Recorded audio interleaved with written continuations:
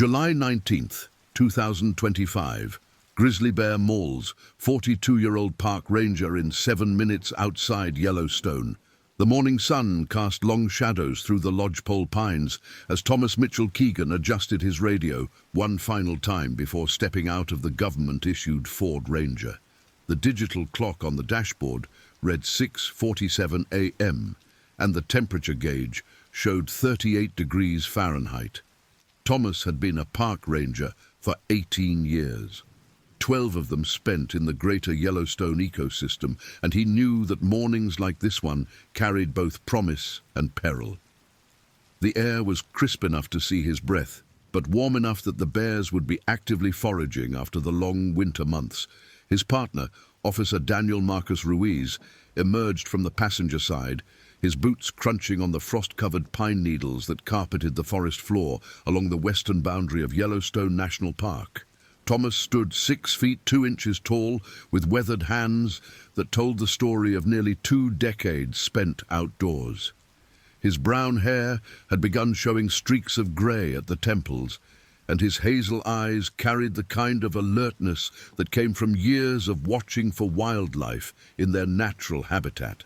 He had grown up in Bozeman, Montana, the son of a geology professor at Montana State University and a high school biology teacher. His childhood had been spent hiking the trails around Highlight Canyon and camping in the Bridger Mountains, experiences that had shaped his deep respect for wilderness and wildlife. After earning his degree in wildlife biology from the University of Montana, Thomas had spent 2 years working as a seasonal naturalist before joining the National Park Service full-time in 2007. Daniel Ruiz represented the newer generation of park law enforcement officers. At 29 years old, he had completed his training at the Federal Law Enforcement Training Centers in Georgia just 14 months earlier. Standing 5 feet 10 inches with black hair and dark brown eyes, Daniel had grown up in Phoenix, Arizona, where his father worked as a fire captain and his mother taught elementary school. His decision to pursue a career in federal law enforcement had been influenced by his desire to work outdoors and his fascination with wildlife conservation, sparked during family camping trips to the Grand Canyon and Zion National Park. Daniel had earned degrees in criminal justice and environmental science from Arizona State University before spending 3 years as a deputy sheriff in Coconino County, where he had gained experience in wilderness search and rescue operations. The 2 men had been partnered for 8 months, and their working relationship had developed into a genuine friendship built on mutual respect and shared dedication to protecting both park resources and public safety. Thomas appreciated Daniel's enthusiasm and willingness to learn, while Daniel valued Thomas's extensive experience and deep knowledge of bear behavior. They had responded to dozens of wildlife encounters together, from tourists getting too close to elk to reports of aggressive moose behavior near hiking trails. On this particular morning, they were investigating reports of a large male grizzly bear that had been observed repeatedly along the boundary between Yellowstone National Park and the Caribou-Targhee National Forest. The bear, designated as Bear 487 by wildlife biologists, was estimated to weigh approximately 890 pounds and had been fitted with a GPS collar 3 years earlier as part of an ongoing research study conducted by the Yellowstone Center for Resources in collaboration with the U.S. Geological Survey.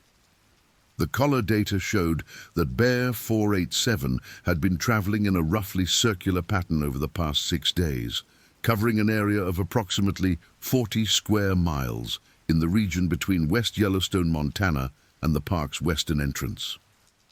Dr. Sarah Elizabeth Morrison, the lead wildlife biologist overseeing the grizzly bear research program, had contacted the park's law enforcement division after analyzing the most recent collar data. Sarah, a 44-year-old researcher with a PhD in wildlife ecology from the University of Wyoming, had been studying grizzly bear behavior in the greater Yellowstone ecosystem for over 15 years. Her research focused on how human development and recreational activities influenced bear movement patterns and habitat use. The data from Bear 487's collar indicated that the animal had been spending increasing amounts of time in areas where he might encounter humans, particularly along popular hiking trails and near developed campgrounds. The specific area where Thomas and Daniel were headed was located approximately 12 miles west of the town of West Yellowstone, along Forest Service Road 167, which provided access to several trailheads in the Caribou-Targhee National Forest. The road was a narrow, winding dirt track that climbed steadily through dense forest before reaching a series of small meadows at an elevation of approximately 7,200 feet above sea level. The Bear Creek Trail, which began at the end of Forest Service Road 167, was a moderately difficult hiking route that followed Bear Creek upstream for roughly 8 miles before connecting with the Continental Divide Trail. According to the reports they had received, Bear 487 had been observed by 3 separate groups of hikers over the past 4 days. The first sighting had occurred on July 15th, when a family from Denver, Colorado, encountered the bear while hiking along the Bear Creek Trail approximately 2 miles from the trailhead. Robert and Jennifer Harrison, along with their teenage children Michael and Ashley, reported that the bear had been feeding on huckleberries in a clearing roughly 50 yards from the trail. Robert Harrison, a 46-year-old electrical engineer, had used his telephoto lens to photograph the bear from what he considered a safe distance. The family had waited for approximately 20 minutes before the bear moved deeper into the forest, allowing them to continue their hike. The second encounter had been reported on July 16th by a group of 4 backpackers from Missoula, Montana, who were completing a 3-day trek along the Bear Creek Trail. The group's leader, Marcus Thompson, a 38-year-old outdoor education instructor at the University of Montana, reported that they had discovered fresh bear tracks and scat along the trail approximately 4 miles from the trailhead. The tracks measured roughly 11 inches in length and showed clear claw marks extending 4 to 5 inches beyond the pad prints, indicating a large male grizzly. The group had made noise while hiking and had not encountered the bear directly, but they reported finding evidence of recent feeding activity, including overturned logs and disturbed vegetation. The third and most concerning report had come from James Rodriguez, a 62-year-old retired Forest Service employee who lived in a cabin approximately 1 mile from the Bear Creek trailhead. James had been checking his property boundary markers on the morning of July 17th when he observed a large grizzly bear walking along an old logging road that ran parallel to his property line.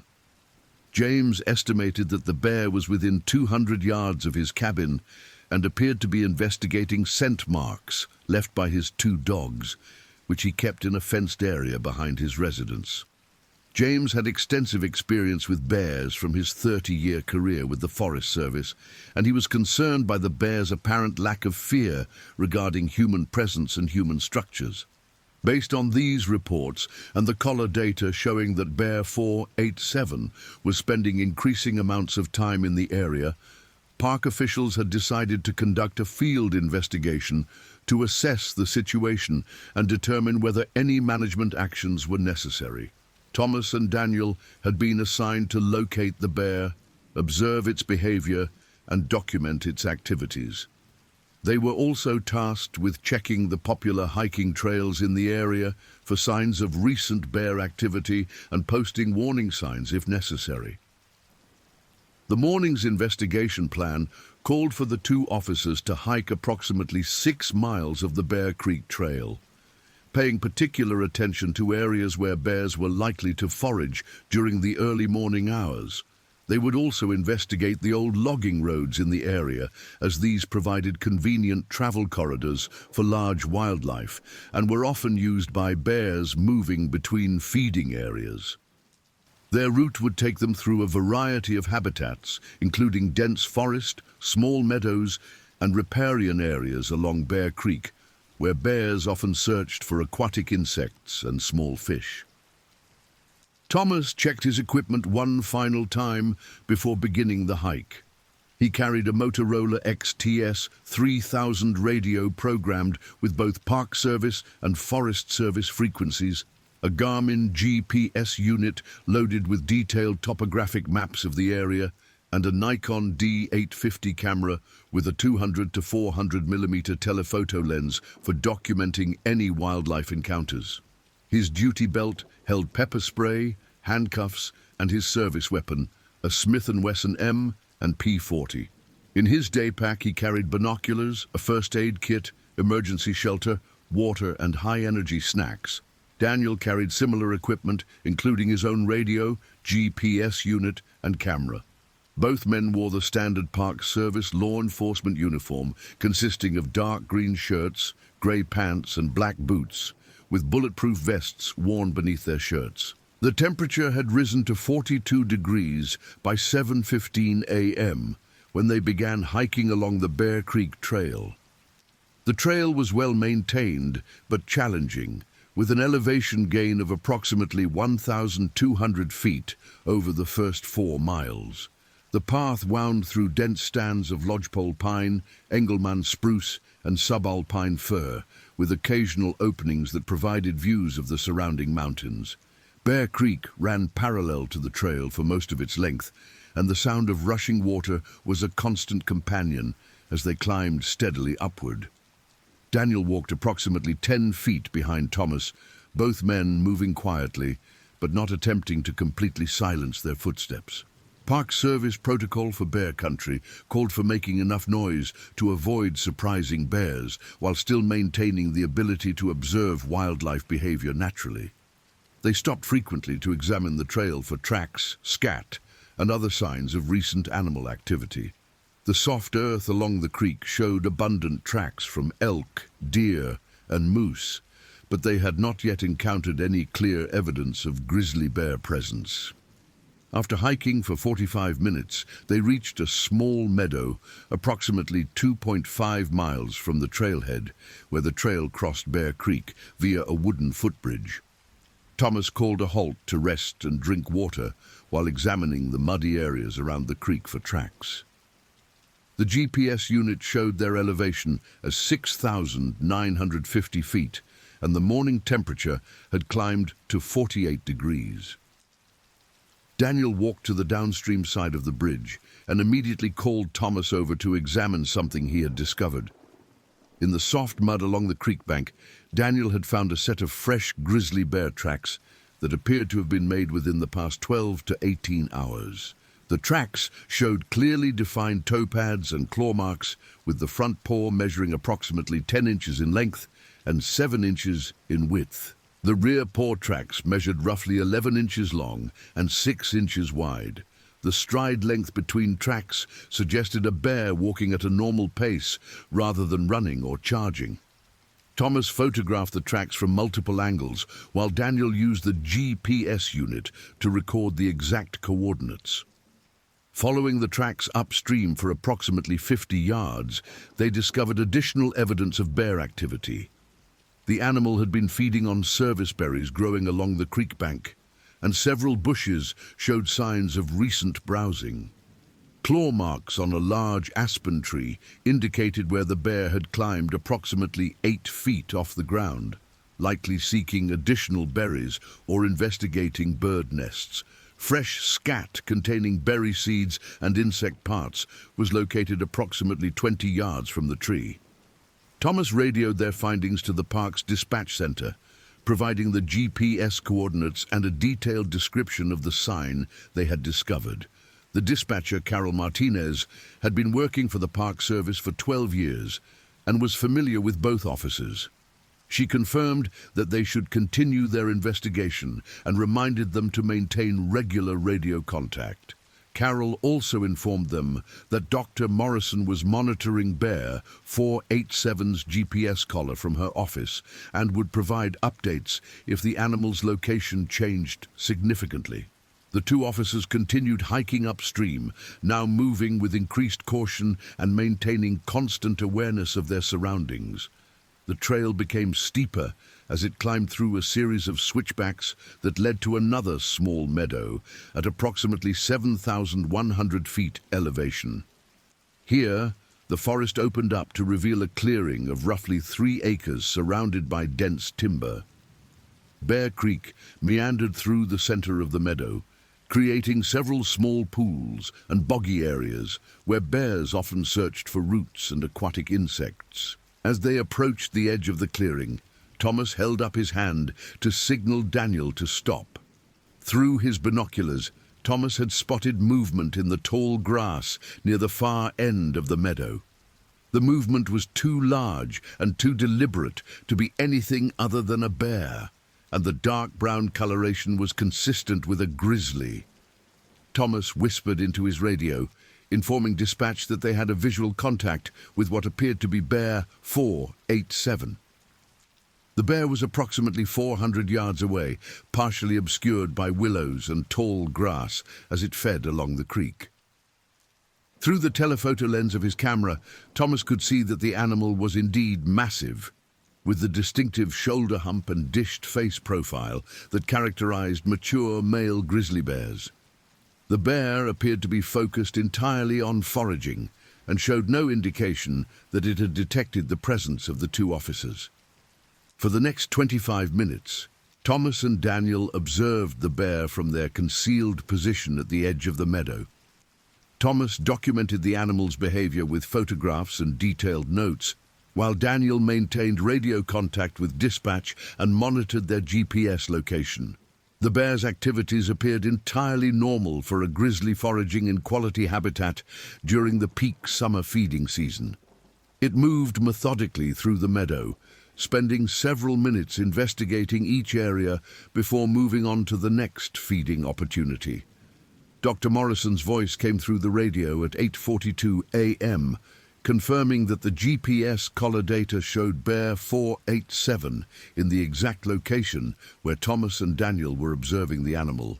She also provided additional background information about the bear's recent movements and behavior patterns. According to the collar data, Bear 487 had been using this particular meadow as a regular feeding area for the past 6 days, typically arriving in the early morning hours and remaining until mid to late morning before moving to areas with denser forest cover. The bear's routine seemed predictable and non-threatening, but Thomas was concerned about the animal's proximity to popular hiking trails and the possibility of surprise encounters with recreationists. The Bear Creek Trail received moderate to heavy use during the summer months, with an average of 15 to 20 groups of hikers passing through the area each day. Most hikers began their treks early in the morning to avoid afternoon thunderstorms, which meant that peak trail use coincided with the time period when Bear 487 was most likely to be feeding in the meadow.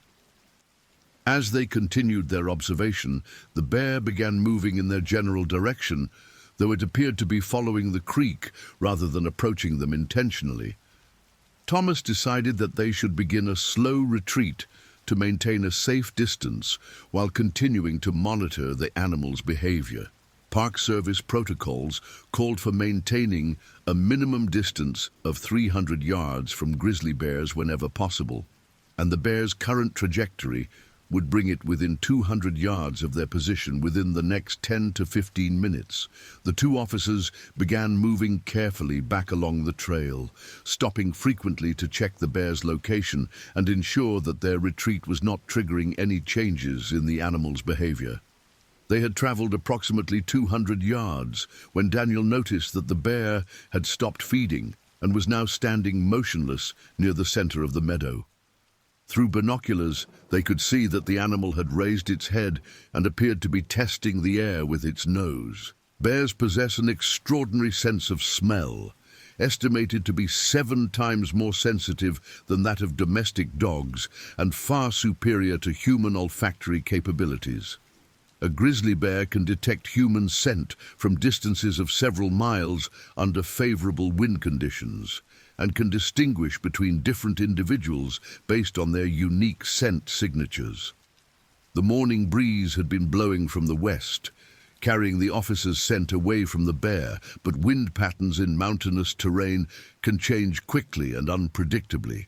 At 9:07 a.m., the wind direction shifted, and within moments, Bear 487's behavior changed dramatically. The massive animal turned directly toward the officer's position and began moving purposefully in their direction. This was not the casual wandering of a foraging bear, but the determined advance of an animal that had detected something of interest. Thomas immediately radioed dispatch to report the change in the situation, while Daniel prepared his camera to document the encounter. Grizzly bears are capable of running at speeds up to 35 miles per hour over short distances and can maintain speeds of 25 miles per hour for extended periods. An adult male grizzly in prime condition can cover rough terrain with surprising agility, using game trails and natural corridors to move through dense forest more quickly than humans on established trails. Bear 487 demonstrated these capabilities as he moved from the meadow into the timber, following a route that would intercept the officers somewhere along the trail. Thomas made the decision to continue their retreat while maintaining visual contact with the bear whenever possible. Moving quickly but not running, they covered another 300 yards before losing sight of the animal in the dense forest. The GPS unit showed that they were now approximately 3.2 miles from the trailhead, with roughly 1,800 feet of elevation loss ahead of them. Under normal hiking conditions, they could cover this distance in approximately 90 minutes, but their current situation was anything but normal. The radio crackled with transmissions as dispatch coordinated response resources. Carol Martinez had contacted the park's wildlife management team and was attempting to reach Dr. Morrison for guidance on how to proceed. She also initiated notification procedures for other law enforcement personnel in the area, though the nearest backup was at least 45 minutes away by vehicle, plus additional hiking time to reach the officer's current location. At 9:18 a.m., Daniel spotted movement in the forest approximately 150 yards to their left, paralleling their route down the trail. The bear was no longer approaching them directly, but appeared to be shadowing their movement while remaining in the timber. This behavior pattern was consistent with a grizzly bear investigating human presence, while maintaining the option to either approach more closely or withdraw if the situation seemed threatening. Thomas had encountered similar situations during his career, and he knew that the bear's current behavior could change rapidly depending on a variety of factors, including their own actions, changes in wind direction, and the animal's assessment of threat level. Some bears that initially showed curiosity about human presence would lose interest and move away after satisfying their investigation instincts. Others might continue to follow humans for extended distances, particularly if they associated people with food sources or had learned that human presence sometimes indicated accessible garbage or improperly stored camping supplies. The officers continued their descent, now moving at a brisk pace while remaining alert for any changes in the bear's behavior or location. They maintained radio contact with dispatch every few minutes, providing updates on their position and the bear's activities. The weight of their equipment and the stress of the situation were beginning to take a toll, but both men remained focused on reaching safety while avoiding any actions that might trigger aggressive behavior from the bear. As they rounded a bend in the trail at approximately 9:31 a.m., Thomas caught sight of Bear 487 again, this time much closer than before. The massive grizzly was standing on a fallen log roughly 100 yards away, using the elevated position to get a better view of the area. At this distance, the bear's true size was clearly apparent. Standing on his hind legs, Bear 487 would have measured close to 8 feet tall, with massive shoulders and forelimbs that spoke of tremendous physical power. The bear's posture suggested alertness and curiosity rather than aggression, but Thomas knew that grizzly bear behavior could escalate rapidly. He signaled Daniel to freeze, while he assessed the situation and considered their options. Continuing down the trail would require them to pass within 50 yards of the bear's current position, a distance that most wildlife experts would consider dangerously close. Attempting to detour around the bear through the dense forest would be difficult and time-consuming, and might actually increase their risk by taking them into unfamiliar terrain where they could easily become lost or trapped. Dr. Morrison's voice came through the radio at 9:34 a.m. with critical information about Bear 487's history and behavioral patterns. The bear had never been involved in any aggressive encounters with humans, and his collar data showed normal movement patterns and habitat use throughout his 3 years of monitoring. However, Dr.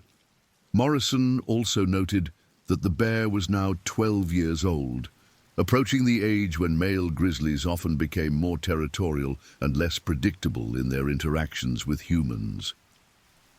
The decision of how to proceed was complicated by the fact that retreat was no longer a simple option. The bear was now positioned between the officers and the most direct route back to their vehicle. Attempting to move around the animal through the forest would require them to travel through much more difficult terrain, and there was no guarantee that the bear would not simply follow them or appear in their path again. Thomas decided to use a technique that had proven effective in previous encounters, making their presence clearly known to the bear while maintaining a respectful distance and avoiding any behaviors that might be interpreted as threatening or challenging. He called out in a calm, steady voice, "Hey, bear, we're here. We're moving away from you." The sound of his voice caused Bear 487 to turn his massive head toward their location, confirming that the animal was now fully aware of their presence. For several long minutes, Bear and humans regarded each other across the forest clearing. Bear 487 remained motionless on the fallen log, his dark eyes fixed on the two officers. Thomas continued speaking in a calm voice while slowly backing away down the trail, with Daniel following close behind. The bear's body language suggested alertness and assessment rather than aggression, but the animal made no move to withdraw or continue foraging. At 9:41 a.m., the situation began to deteriorate. Bear 487 dropped down from the fallen log and began moving directly toward the officers, covering ground with the deceptively quick gait that characterized grizzly bear locomotion. Thomas immediately radioed their emergency status while drawing his pepper spray. Daniel followed his partner's lead, preparing his own deterrent spray while maintaining his camera equipment to document the encounter. Pepper spray, also known as oleoresin capsicum, or OC spray, had proven to be highly effective in deterring aggressive bears when properly deployed. The canisters, carried by Park Service personnel, contained a concentrated formula specifically designed for use against large wildlife, with an effective range of approximately 20 to 30 feet, and a spray pattern that created a wide defensive barrier. However, the effectiveness of pepper spray depended heavily on proper timing, accurate deployment, and favorable wind conditions. The bear continued his approach, now within 75 yards and closing the distance steadily. Thomas continued his calm verbal communication while slowly backing down the trail, hoping to convince the bear that they posed no threat and would willingly yield territory. This strategy had worked in previous encounters, but Bear 487 seemed determined to investigate these human intruders more closely. When the distance closed to 50 yards, Thomas made the decision to deploy pepper spray. He called out a warning to Daniel, "Spraying!" and discharged his canister in a wide arc toward the approaching bear. The orange cloud of capsicum spray drifted through the air, carried slightly by the morning breeze. Bear 487 walked directly into the spray cloud, shaking his massive head as the irritating substance took effect. For a moment, it appeared that the deterrent had worked. The bear stopped his advance and began pawing at his face and nose, clearly affected by the pepper spray. Thomas and Daniel took advantage of this opportunity to increase their distance, moving quickly down the trail while keeping the bear in sight. The GPS unit showed they were now approximately 2.8 miles from the trailhead, still facing a descent of roughly 1,400 feet through challenging terrain. However, their relief was short-lived. After approximately 2 minutes of distress behavior, Bear 487 seemed to recover from the effects of the pepper spray and resumed his pursuit. The animal now appeared more determined than before, possibly agitated by the chemical irritant rather than deterred by it.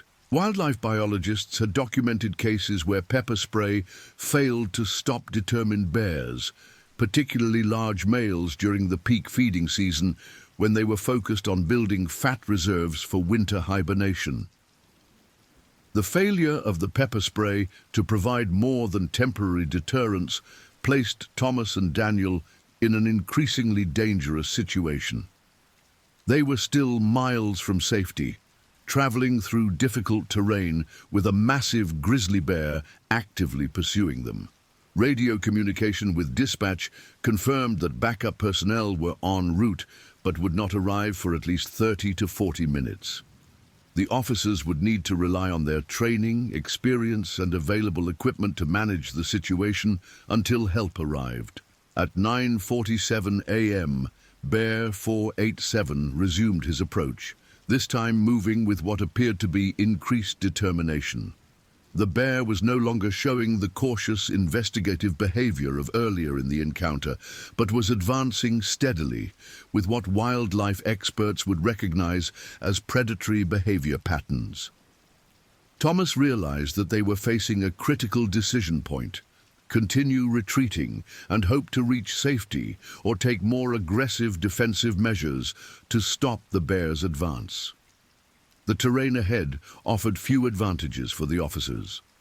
The trail continued its descent through dense forest with limited visibility and few opportunities for the humans to gain elevation advantage or find defensible positions. The thick timber would also make it difficult for rescue personnel to locate them quickly, even with GPS coordinates.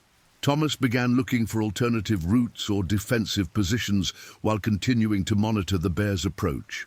Daniel maintained his documentation of the encounter while preparing for the possibility of a close-range confrontation. His camera captured detailed images of Bear 487's behavior and physical characteristics that would later prove valuable to wildlife biologists studying grizzly bear aggression patterns.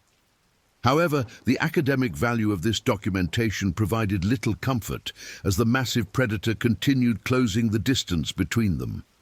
The radio traffic increased as dispatch coordinated multiple response resources. Carol Martinez had contacted the park's helicopter unit, though morning weather conditions in the mountains made immediate air support unlikely. She had also reached out to local law enforcement agencies and emergency medical services, initiating a complex rescue operation that would ultimately involve personnel from multiple agencies. At 9:52 a.m., Thomas made the decision that would define the next critical minutes of their encounter. With the bear now within 30 yards and showing no signs of stopping or withdrawing, he determined that they needed to take more aggressive defensive action. Park Service protocols allowed the use of lethal force when human life was in immediate danger from wildlife, but such decisions carried enormous professional and personal consequences. Thomas drew his service weapon while continuing to back away down the trail.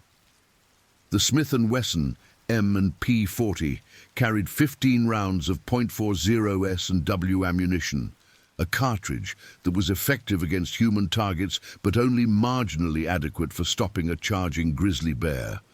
Wildlife experts generally recommended more powerful cartridges for bear defense, but Park Service personnel were required to carry standardized law enforcement weapons that balanced effectiveness against multiple types of threats. "Daniel, get ready with your weapon," Thomas called to his partner while keeping his eyes fixed on the approaching bear. "If he charges, aim for the head and chest and keep shooting until he goes down."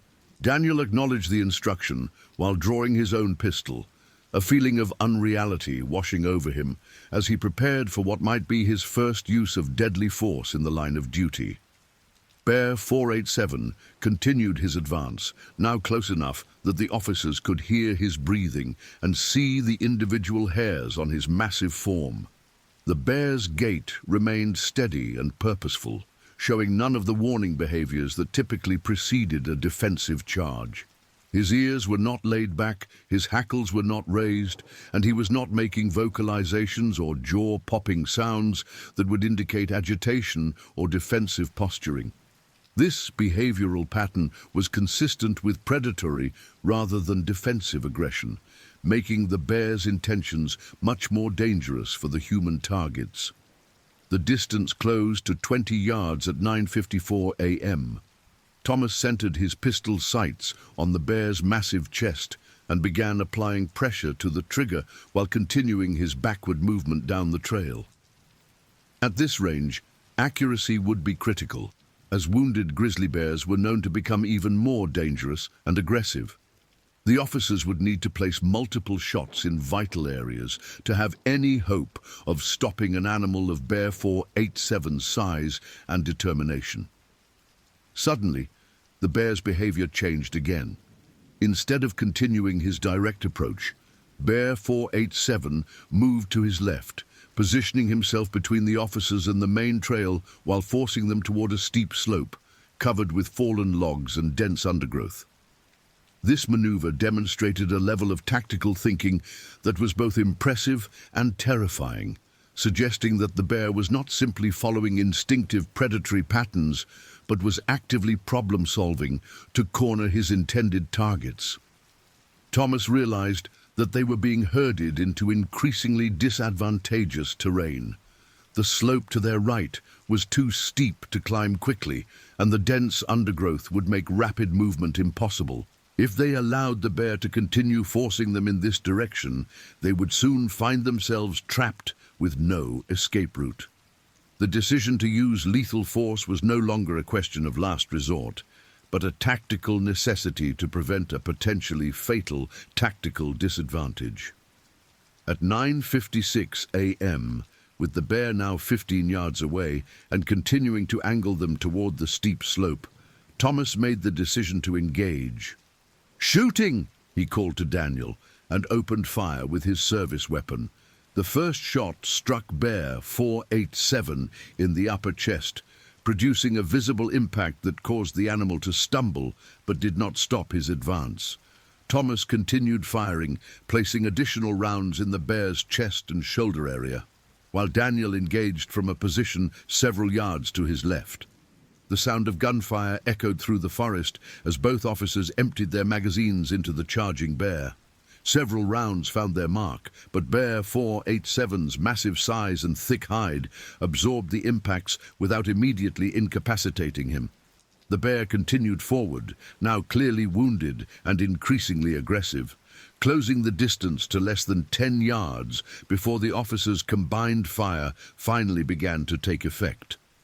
Thomas's training had prepared him for the possibility of using deadly force, but nothing could have prepared him for the reality of shooting a massive grizzly bear at close range. The animal's size and power were even more impressive at close range, and the realization that their standard-issue weapons might not be adequate to stop the bear created a level of terror that threatened to override his professional training.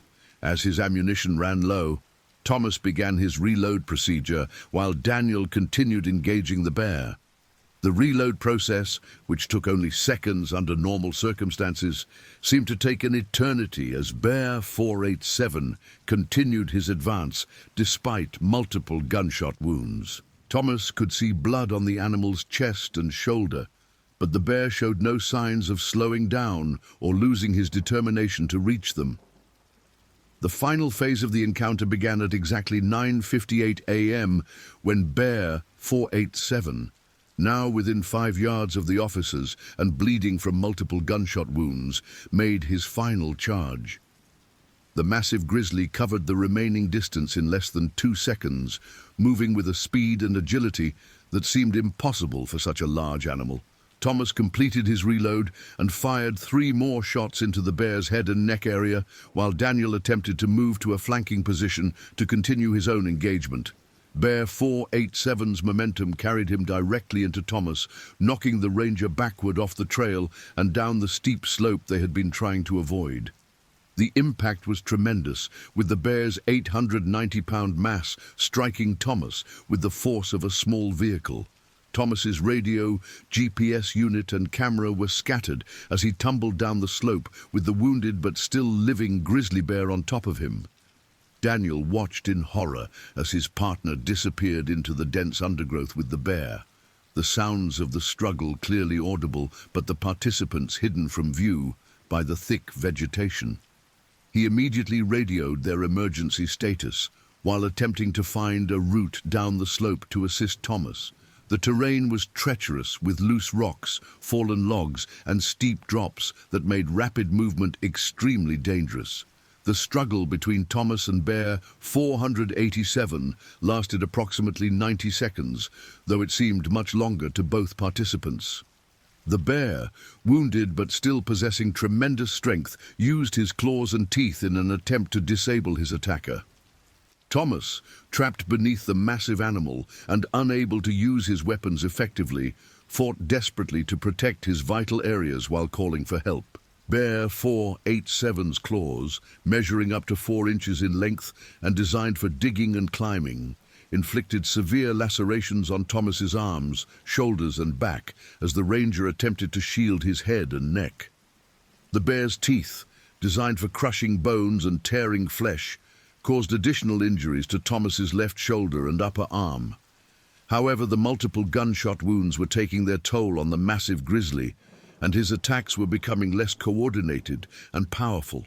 Daniel reached the edge of the slope and could see the struggle taking place approximately 20 feet below him. He had a clear shot at the bear's head and back, but the proximity of his partner made the use of firearms extremely dangerous. Instead, he began throwing rocks and shouting to distract the bear while looking for a safe route down to assist Thomas directly.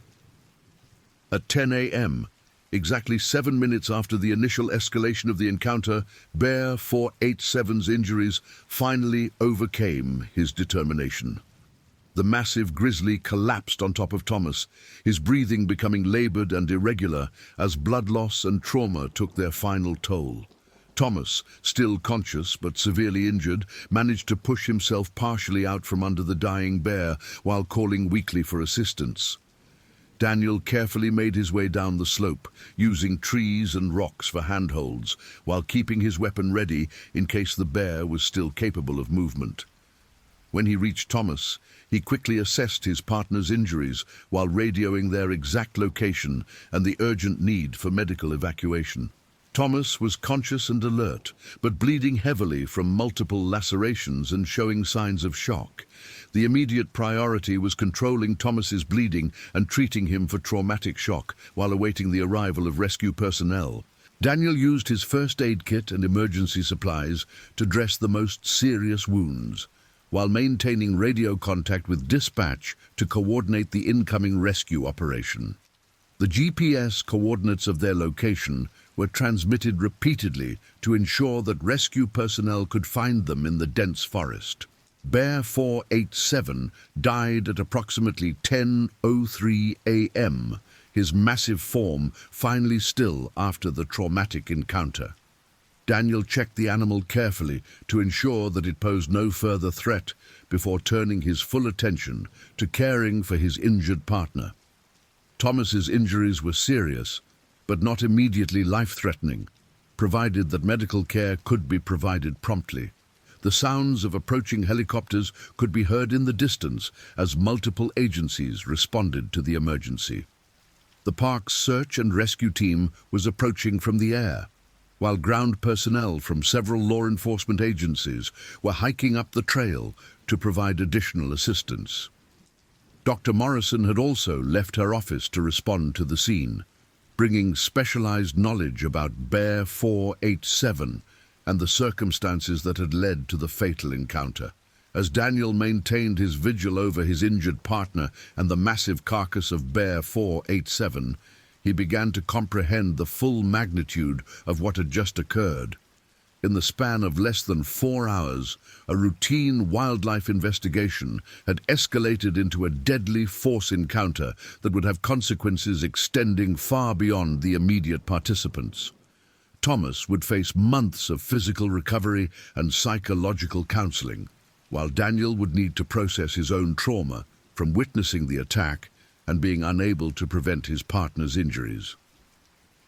The helicopter carrying the park's emergency medical team arrived overhead at 10:17 a.m., with paramedics rappelling down through the forest canopy to reach the accident site. Lead paramedic Jennifer Walsh, a veteran emergency medical technician with 15 years of experience in wilderness rescue operations, immediately began advanced life support procedures for Thomas, while her partner, Mark Stevens, assessed the scene and prepared for medical evacuation. Jennifer's initial assessment revealed that Thomas had sustained multiple lacerations on his arms, shoulders, and back, with the most serious wound being a deep gash on his left shoulder that had damaged muscle tissue and possibly nicked the subclavian artery. His vital signs were stable but indicated moderate shock, likely resulting from blood loss and psychological trauma. The paramedics initiated intravenous fluid replacement and administered pain medication while preparing Thomas for transport to the nearest trauma center. The medical evacuation process required careful coordination between the helicopter crew and ground personnel. Thomas was placed in a specialized wilderness rescue litter and carefully lifted through the forest canopy to the waiting aircraft. Daniel accompanied his partner during the flight to the hospital, while additional personnel remained at the scene to secure the area and begin the investigation into the circumstances surrounding Bear 487's death. Dr. Morrison arrived at the scene at 10:45 a.m., accompanied by 2 wildlife technicians and additional law enforcement personnel. Her initial examination of Bear 487's carcass confirmed that the bear had been struck by at least 8 bullets, with several rounds hitting vital organs, including the heart and lungs. The bear's body would be transported to the park's wildlife research facility for a complete necropsy to determine the exact cause of death and gather additional information about the animal's health and behavior patterns. The investigation into the circumstances surrounding the deadly encounter would take several weeks to complete, involving interviews with Thomas and Daniel, analysis of the officers' equipment and documentation, and a comprehensive review of Bear 487's behavioral history and GPS collar data. The findings would ultimately be reviewed by Park Service headquarters in Washington, D.C., and would influence future protocols for wildlife management and law enforcement operations in bear habitat. Meanwhile, Thomas was undergoing surgery at Bozeman Health Deaconess Hospital, where trauma surgeon Dr. Michael Chen was working to repair the damage caused by Bear 487's claws and teeth. The surgical procedure required nearly 4 hours to complete, as Dr. Chen carefully cleaned and sutured multiple lacerations while repairing damaged muscle tissue and blood vessels. Thomas's prognosis was good, but his recovery would require extensive physical therapy and psychological counseling.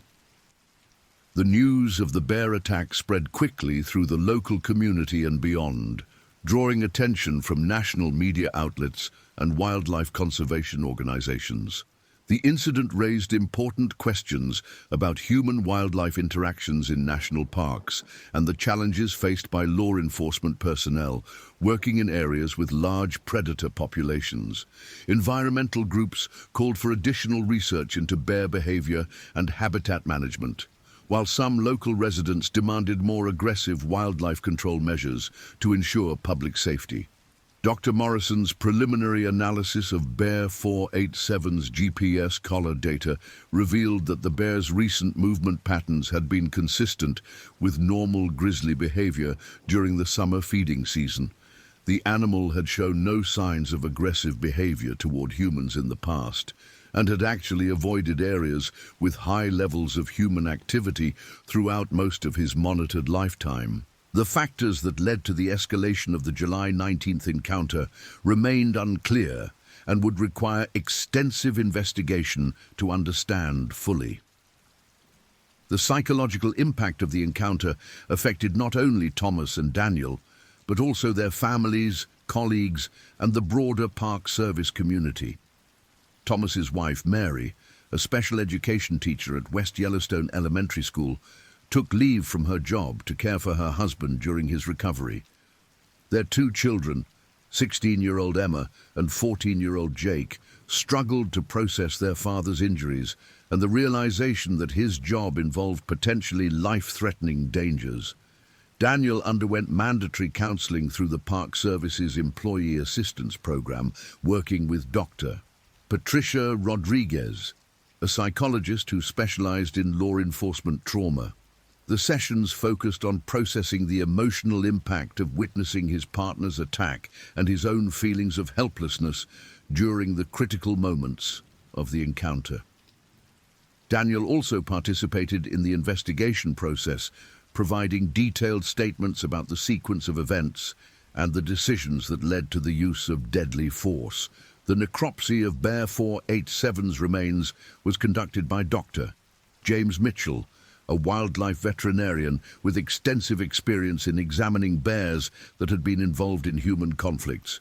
The examination revealed that the bear had been in excellent physical condition prior to the encounter, with no signs of disease, injury, or malnutrition that might have influenced his behavior.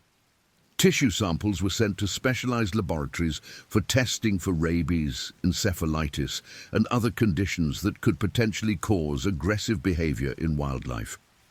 The forensic analysis of the encounter site provided additional details about the sequence of events. Ballistic evidence confirmed that both officers had fired their weapons, with a total of 17 shots being discharged during the confrontation. Crime scene investigators documented the positions of shell casings, blood evidence, and physical damage to vegetation and terrain caused by the struggle between Thomas and the bear. The Park Service's internal investigation was led by Chief Ranger Patricia Thompson, a 25-year veteran with extensive experience in wildlife management and law enforcement operations. Chief Thompson's investigation team included specialists in bear behavior, firearms training, and emergency response procedures. Their mandate was to determine whether Thomas and Daniel had followed proper protocols during the encounter, and to identify any changes in training or procedures that might prevent similar incidents in the future. The investigation team's preliminary findings indicated that the officers had followed established protocols for wildlife encounters throughout the incident. Their decision to investigate reports of bear activity was appropriate given the circumstances, and their initial response to encountering Bear 487 was consistent with Park Service guidelines. The escalation to the use of deadly force was determined to be justified based on the immediate threat to human life posed by the bear's aggressive behavior. However, the investigation also identified several areas where improvements to training and equipment might reduce the risk of similar incidents. The limited effectiveness of the officers' handguns against a large grizzly bear highlighted the need for more powerful weapons or alternative defensive tools. The investigation team recommended that law enforcement personnel working in areas with large predator populations be equipped with rifles or shotguns loaded with specialized ammunition designed for stopping dangerous game.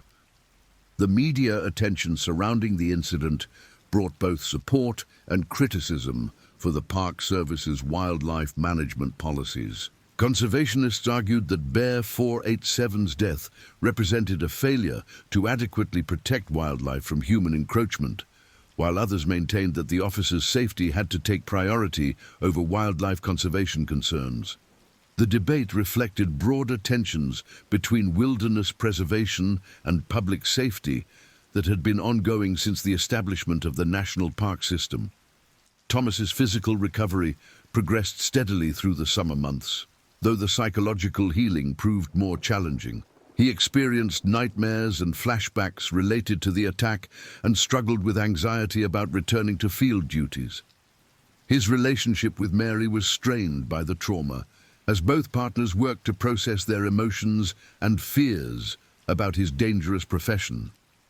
The Park Service provided comprehensive support for Thomas's recovery, including medical care, psychological counseling, and modified duty assignments that allowed him to contribute to park operations without returning to high-risk field work.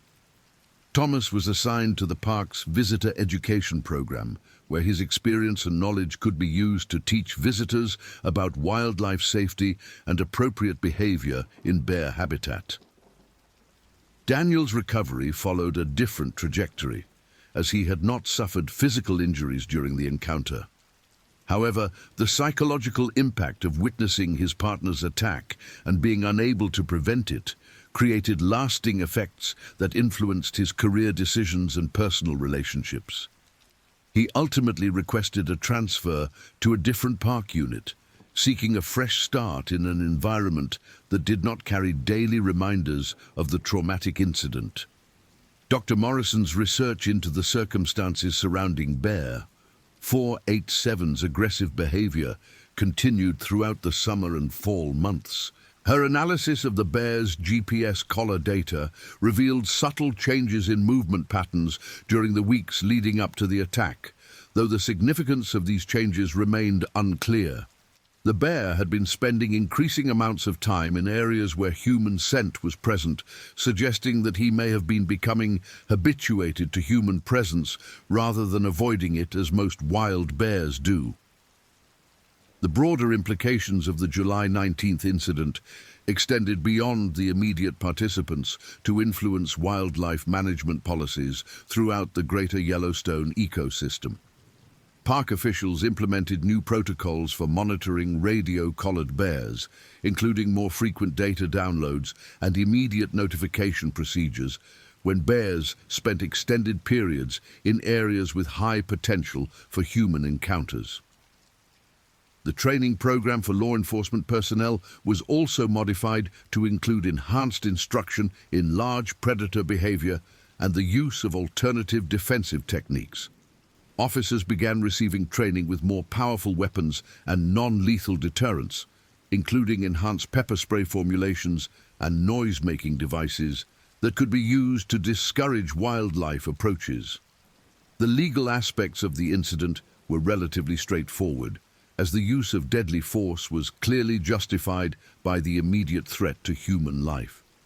However, the Park Service faced potential civil liability issues related to the adequacy of training and equipment provided to law enforcement personnel working in dangerous wildlife habitat.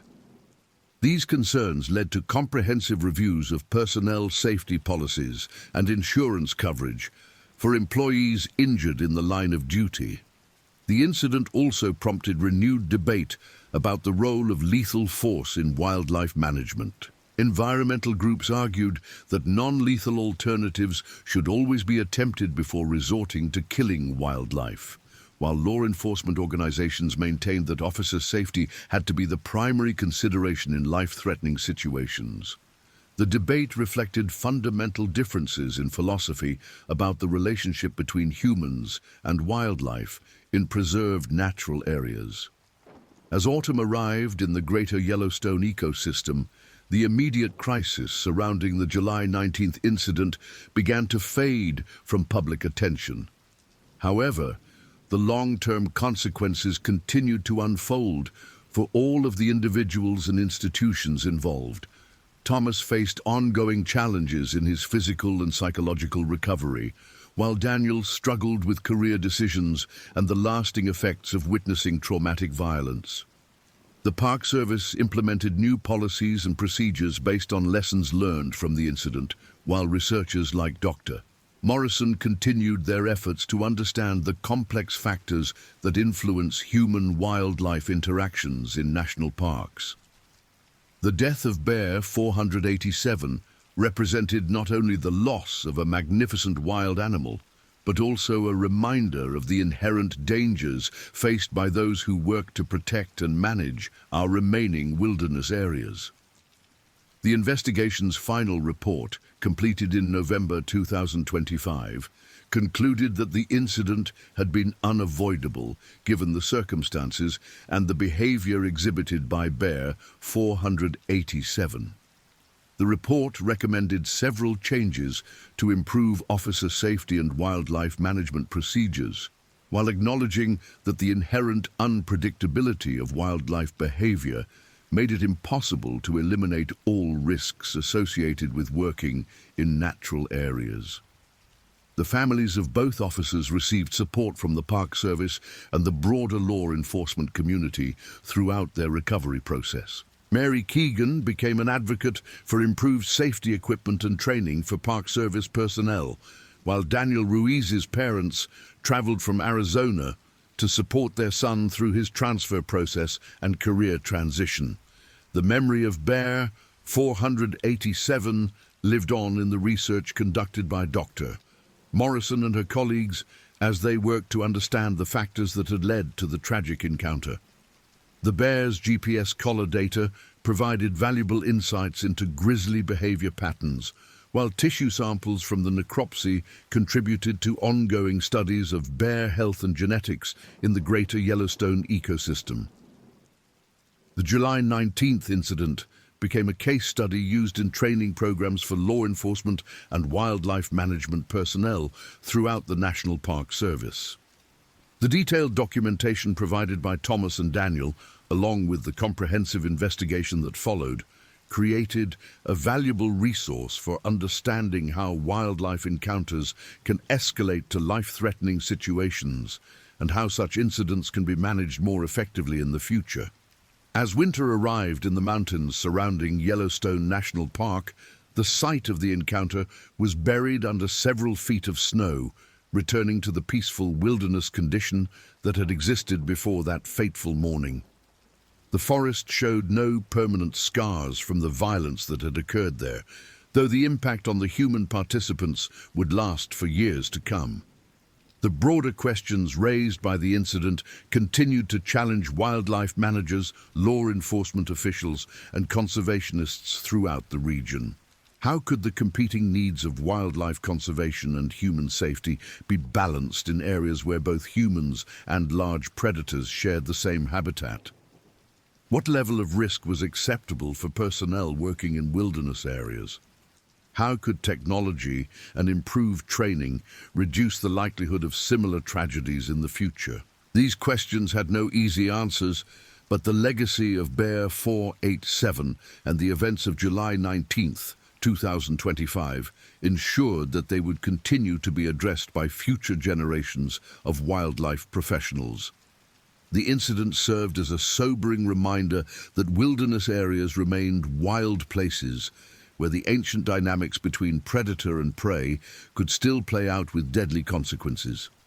Thomas Keegan's eventual return to active duty after months of physical therapy and psychological counseling represented a personal victory over the trauma he had experienced.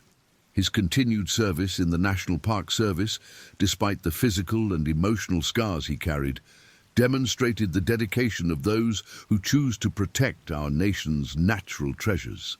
The story of July 19th, 2025, became part of the larger narrative of human interaction with wilderness, joining countless other tales of adventure, danger, and survival that had played out in the mountains and forests of the American West.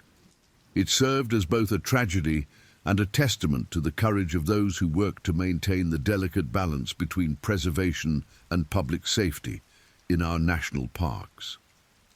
In the end, the encounter between two dedicated law enforcement officers and one magnificent grizzly bear lasted only 7 minutes, but its consequences would ripple through the lives of all involved for decades to come. The incident stood as a reminder that in the wilderness, the margin between routine patrol and life-threatening crisis could disappear in an instant, and that the price of preserving wild places sometimes included the ultimate sacrifice from both humans and wildlife. The next stories, June 8th, 2024. Polar bear attacks whole family on Arctic cruise excursion. The MS Aurora Borealis cut through the steel-grey waters of the Greenland Sea at precisely 14:30 hours on June 7th, 2024. Her reinforced hull, designed for these unforgiving Arctic waters, creating barely a whisper against the ancient ice floes that drifted like ghostly sentinels in the perpetual twilight of the polar summer. Captain Eric Haugen stood on the bridge, his weathered hands gripping the rail as he surveyed the pristine wilderness ahead through salt-stained windows that had witnessed countless expeditions into the world's most remote regions. At 62 years old, Haugen had been navigating these treacherous waters for over 3 decades. His Norwegian accent still thick despite years of international passengers.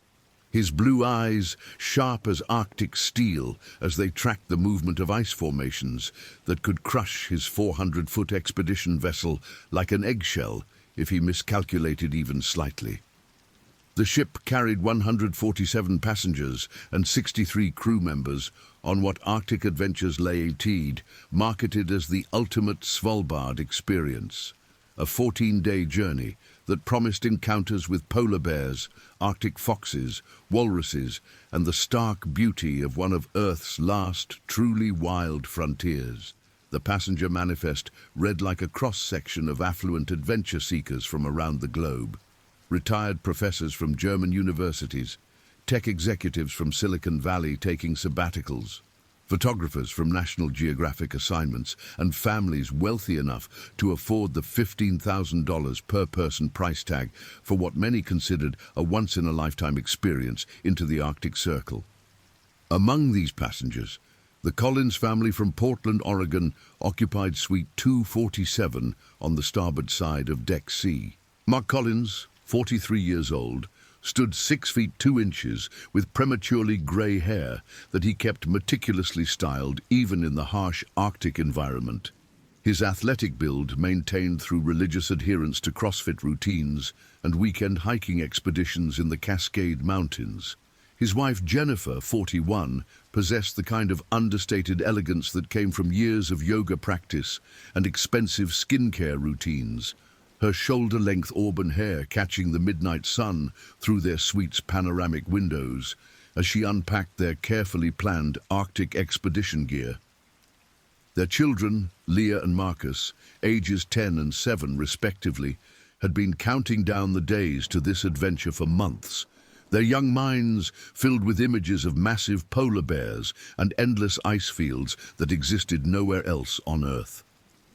Mark Collins had built his fortune through a series of successful tech startups in Portland's thriving Silicon Valley North Corridor, his latest venture, Cloud Tech Solutions, having been acquired by Microsoft for $127 million just 18 months prior.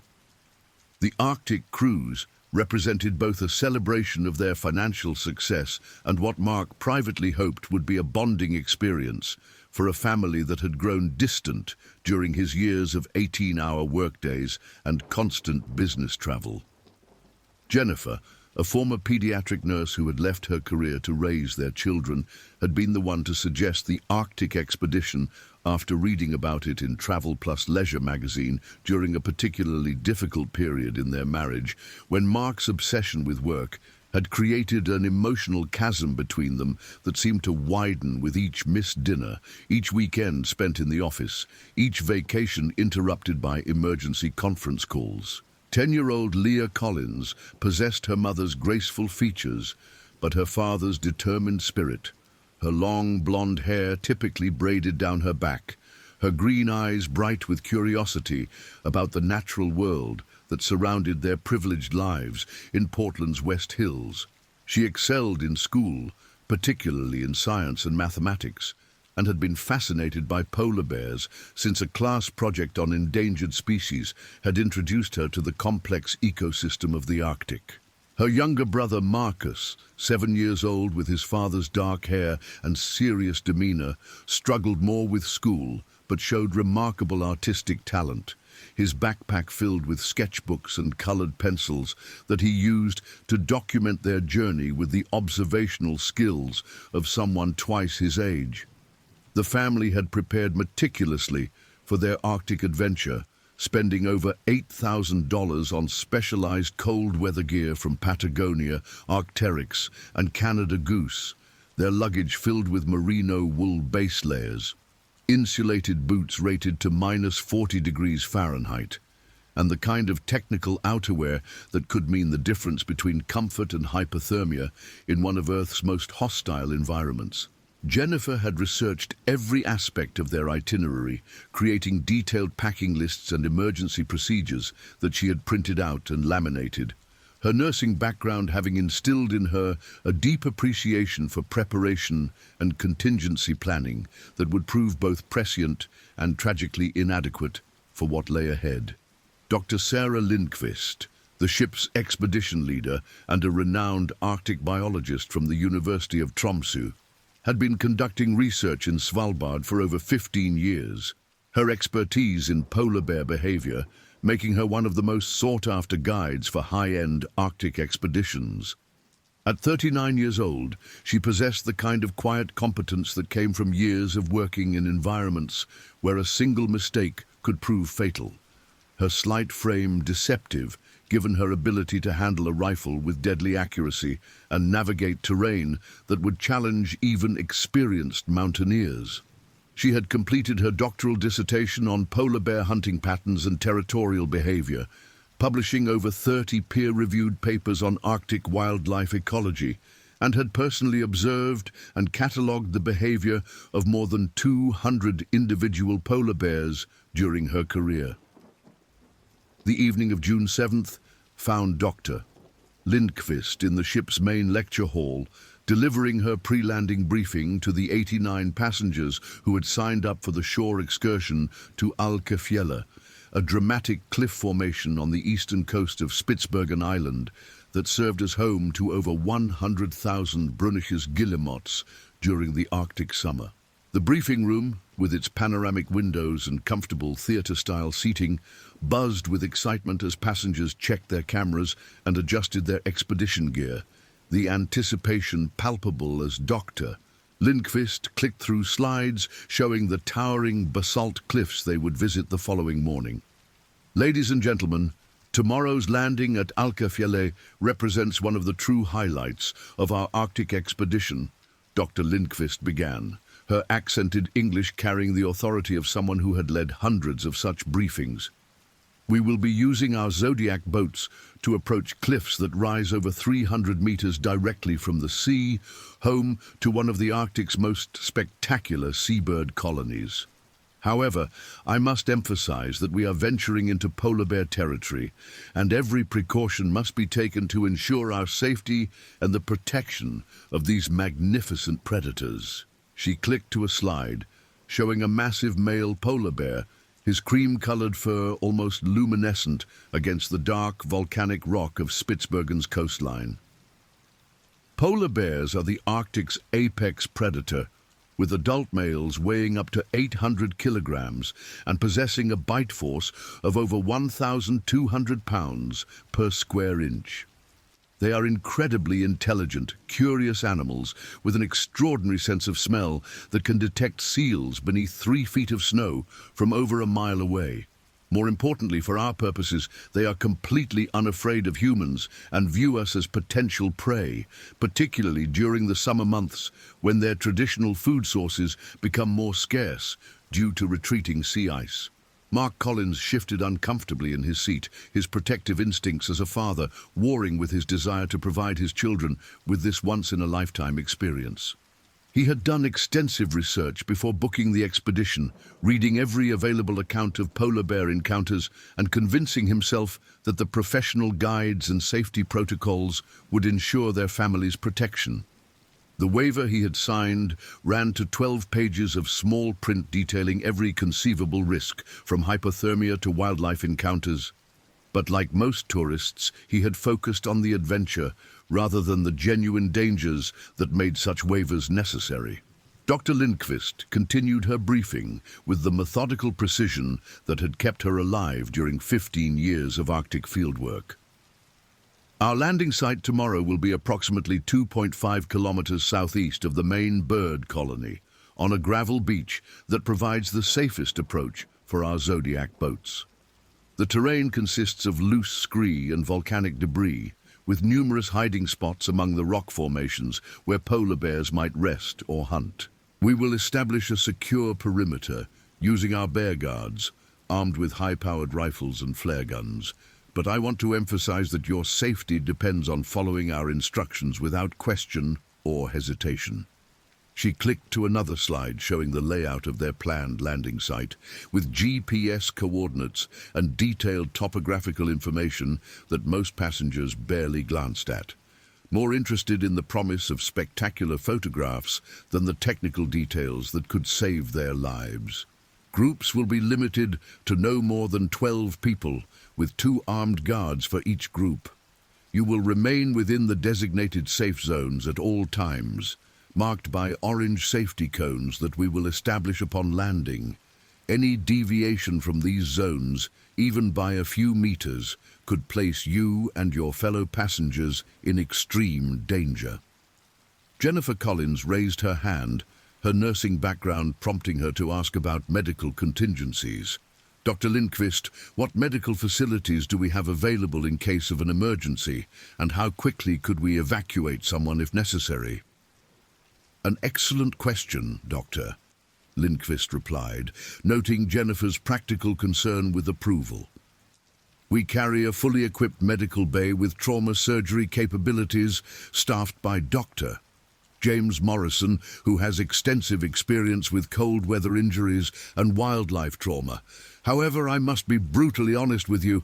If someone is seriously injured during a polar bear encounter, the nearest hospital with advanced trauma capabilities is in Longyearbyen, approximately 180 kilometers away, and weather conditions could delay helicopter evacuation for hours or even days. This is why prevention is absolutely critical, and why we have zero tolerance for passengers who fail to follow safety protocols. The briefing continued for another 40 minutes, covering everything from proper clothing layers to emergency evacuation procedures.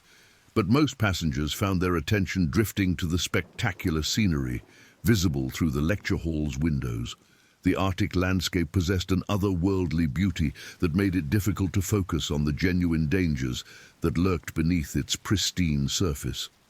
Towering glaciers carved massive icebergs into the dark water, with thunderous cracks that echoed across miles of wilderness, while the midnight sun cast everything in a golden light that photographers would later describe as unlike anything they had ever experienced. As the briefing concluded, and passengers began filing out to enjoy the ship's amenities, Mark Collins approached Dr. Lindqvist with questions about the safety protocols for families with young children. His concerns were understandable. Leah and Marcus would be among the youngest passengers on the shore excursion, and while both children were mature for their ages, the Arctic environment presented challenges that even experienced adults found daunting. Dr. Lindqvist, I wanted to ask about tomorrow's excursion with regard to my children, Mark began, his voice carrying the careful tone of a father balancing adventure with responsibility. Leah is 10 and Marcus is 7, and while they're both good listeners and fairly experienced hikers, I'm wondering if there are any additional precautions we should take.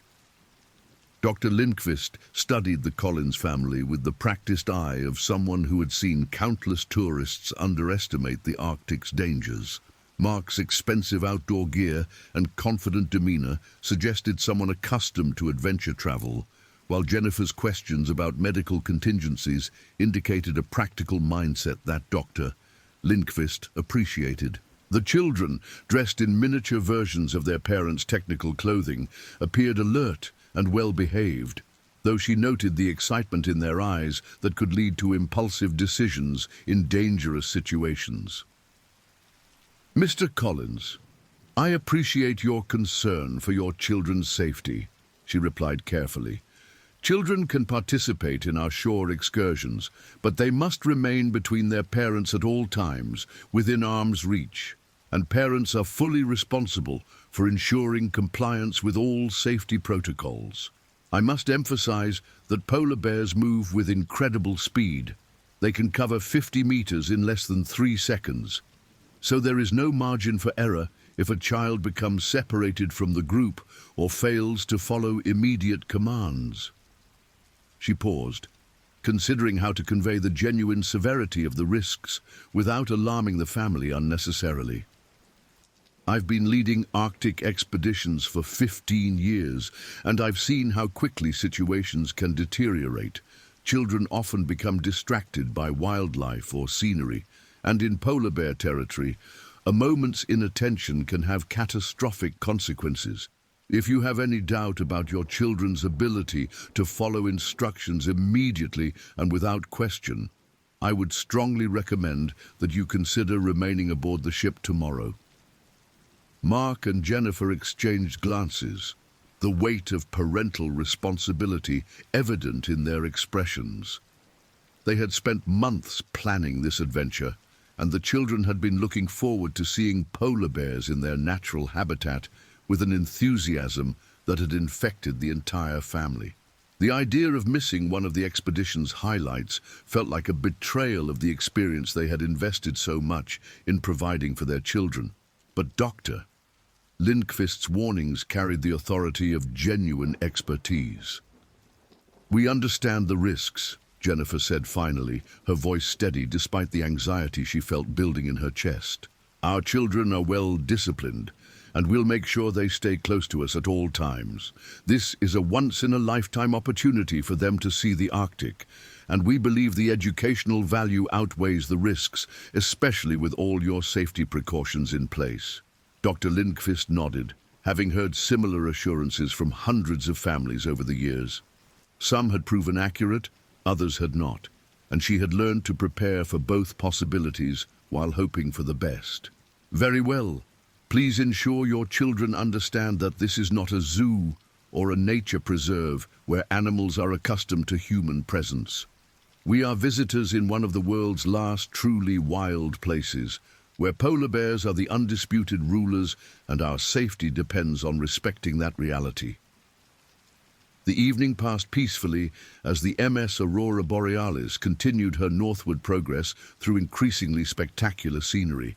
The ship's chef had prepared a special Arctic-themed dinner featuring local ingredients like reindeer and Arctic char, while the bar served cocktails made with ice chipped from thousand-year-old glaciers. Passengers gathered on the observation decks to photograph the midnight sun, painting the ice floes in shades of gold and pink that seemed too beautiful to be real, their cameras clicking constantly as they tried to capture images that could never fully convey the majesty of their surroundings. In Suite 247, the Collins family reviewed their gear one final time, laying out their expedition clothing according to the detailed instructions provided by the ship's staff. Mark checked the batteries in their cameras and GPS devices, while Jennifer organized their day packs with energy bars, water bottles, and the emergency whistle that each passenger was required to carry. Leah and Marcus practiced using their cameras, their excitement building as they imagined the photographs they would take of seabirds and hopefully polar bears from what they had been assured was a safe distance. Remember what Dr. Lindqvist said? Jennifer told her children as she tucked them into their narrow ship bunks. "We have to stay close to Mom and Dad at all times tomorrow, and if anyone tells us to do something, we do it immediately without asking questions. This isn't like hiking in Oregon. There are animals here that could hurt us if we're not careful." Leah nodded solemnly, her 10-year-old mind processing the gravity of her mother's words. "I know, Mom. I've been reading about polar bears and they're really dangerous, but we'll be with the guides who have guns, right? So we'll be safe as long as we follow the rules." "That's right, sweetheart," Mark replied, though he felt a knot of anxiety in his stomach that he couldn't entirely explain. "The guides know what they're doing, and they've been doing this for years without any problems. We're going to have an amazing adventure tomorrow, and you'll have stories to tell your friends for the rest of your lives." As the Collins family settled in for the night, none of them could have imagined that they were experiencing their last normal evening together, their last moment of innocence before encountering a reality that would shatter their lives in ways that no amount of preparation or expertise could prevent. The MS Aurora Borealis continued her journey through the Arctic night that never came, carrying them steadily toward an appointment with terror that had been written in the ice and wind long before their ship had ever left port. The morning of June 8, 2024, dawned clear and cold, with temperatures hovering around -2 degrees Celsius and winds from the northwest at 15 knots. The Arctic summer provided nearly 24 hours of daylight, but the quality of light at 8 a.m. possessed a crystalline clarity that made every detail of the landscape appear impossibly sharp and defined. Ice floes stretched to the horizon like a broken white carpet, while the dark cliffs of Spitsbergen rose from the sea with the dramatic grandeur of a cathedral built by geological forces beyond human comprehension. Captain Haugen positioned the MS Aurora Borealis approximately 800 meters offshore from their planned landing site, the ship's dynamic positioning system maintaining their location with GPS precision despite the constant movement of ice and current. From the bridge, he could observe the landing area through high-powered binoculars, noting the favorable conditions that would allow the shore excursion to proceed as scheduled. The gravel beach appeared clear of ice, with good visibility extending several kilometers inland across the tundra that would serve as their exploration area. Dr. Lindqvist was awake before 6 a.m., reviewing weather reports and conducting her final safety assessment of the landing site through the ship's telescope. She had learned never to take Arctic conditions for granted, having witnessed how quickly favorable weather could deteriorate into life-threatening storms that could strand shore parties for days. The morning reports from Longyearbyen indicated stable high pressure over the region, with clear skies expected to continue through the afternoon, providing ideal conditions for their planned 4-hour excursion. In the ship's Zodiac Bay, expedition guides began preparing the inflatable boats that would transport passengers to shore.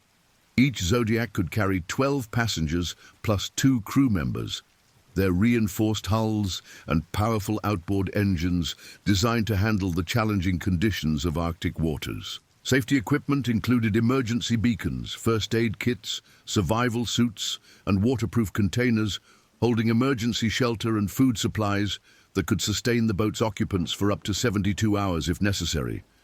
Gunnar Svensson, the expedition's lead bear guard, checked his equipment with the methodical precision of someone whose life depended on every detail functioning perfectly. At 54 years old, he possessed the kind of quiet competence that came from 30 years of guiding expeditions in polar bear territory, his weathered face bearing scars from an encounter with a defensive female bear 15 years earlier that had taught him never to underestimate these apex predators. His primary weapon was a .375 H&H Magnum rifle, capable of stopping a charging polar bear with a single well-placed shot, while his backup included a 12-gauge shotgun loaded with bear slugs and a military-grade flare gun that could deter most bears through noise and bright light. Svensson's partner for the Collins family's group was Maria Santos, a 31-year-old guide from Spain who had spent 8 years working in the Arctic after completing her master's degree in wildlife biology. Despite her relatively young age, she possessed extensive experience with polar bear encounters and served as the expedition's expert in polar bear behavior and body language. Her equipment included a .30-06 rifle and extensive first aid training that qualified her as an emergency medical technician in wilderness situations. At 7:30 a.m., passengers began gathering in the ship's mudroom to don their expedition gear under the supervision of the ship's guides. The process required careful attention to layering systems that would keep them warm and dry during 4 hours in sub-zero temperatures, with multiple checkpoints to ensure that every piece of equipment was properly adjusted and functioning. The Collins family arrived promptly, their expensive gear marking them as serious adventure travelers rather than casual tourists unprepared for Arctic conditions. Mark Collins helped his children adjust their life vests and emergency whistles, double-checking that their cameras were secured with lanyards to prevent loss in the rough conditions of a Zodiac landing. Leah carried a small backpack containing her field notebook and colored pencils for documenting their adventure, while Marcus had his sketch pad and a selection of drawing materials that he planned to use for capturing the wildlife they encountered. Both children wore GPS tracking devices that would allow their parents and the guides to locate them instantly if they became separated, though Dr. Lindqvist had emphasized that such separation was absolutely forbidden under any circumstances. "Remember what we discussed last night?" Jennifer whispered to her children as they lined up for the safety briefing that preceded every shore landing. "Stay between Dad and me, follow all instructions immediately, and don't wander off to get a better photograph or look at something interesting. The guides know what they're doing, but they can only protect us if we follow the rules." The safety briefing covered emergency procedures, communication protocols, and the specific risks associated with their landing site.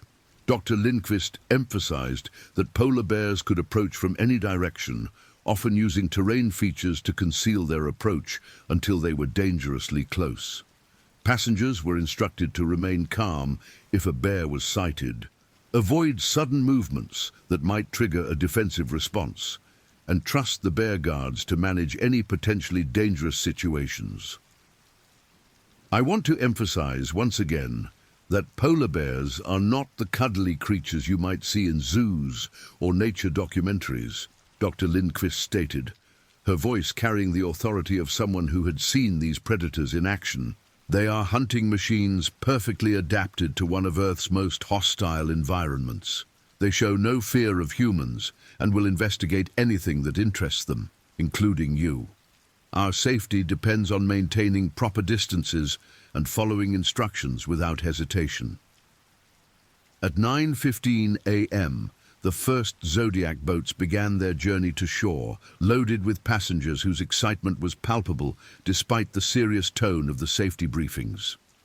The ride to shore took approximately 12 minutes through ice-scattered water that challenged even the experienced boat drivers, their rubber boats bouncing across waves and navigating between ice flows with the skill that came from years of Arctic operations.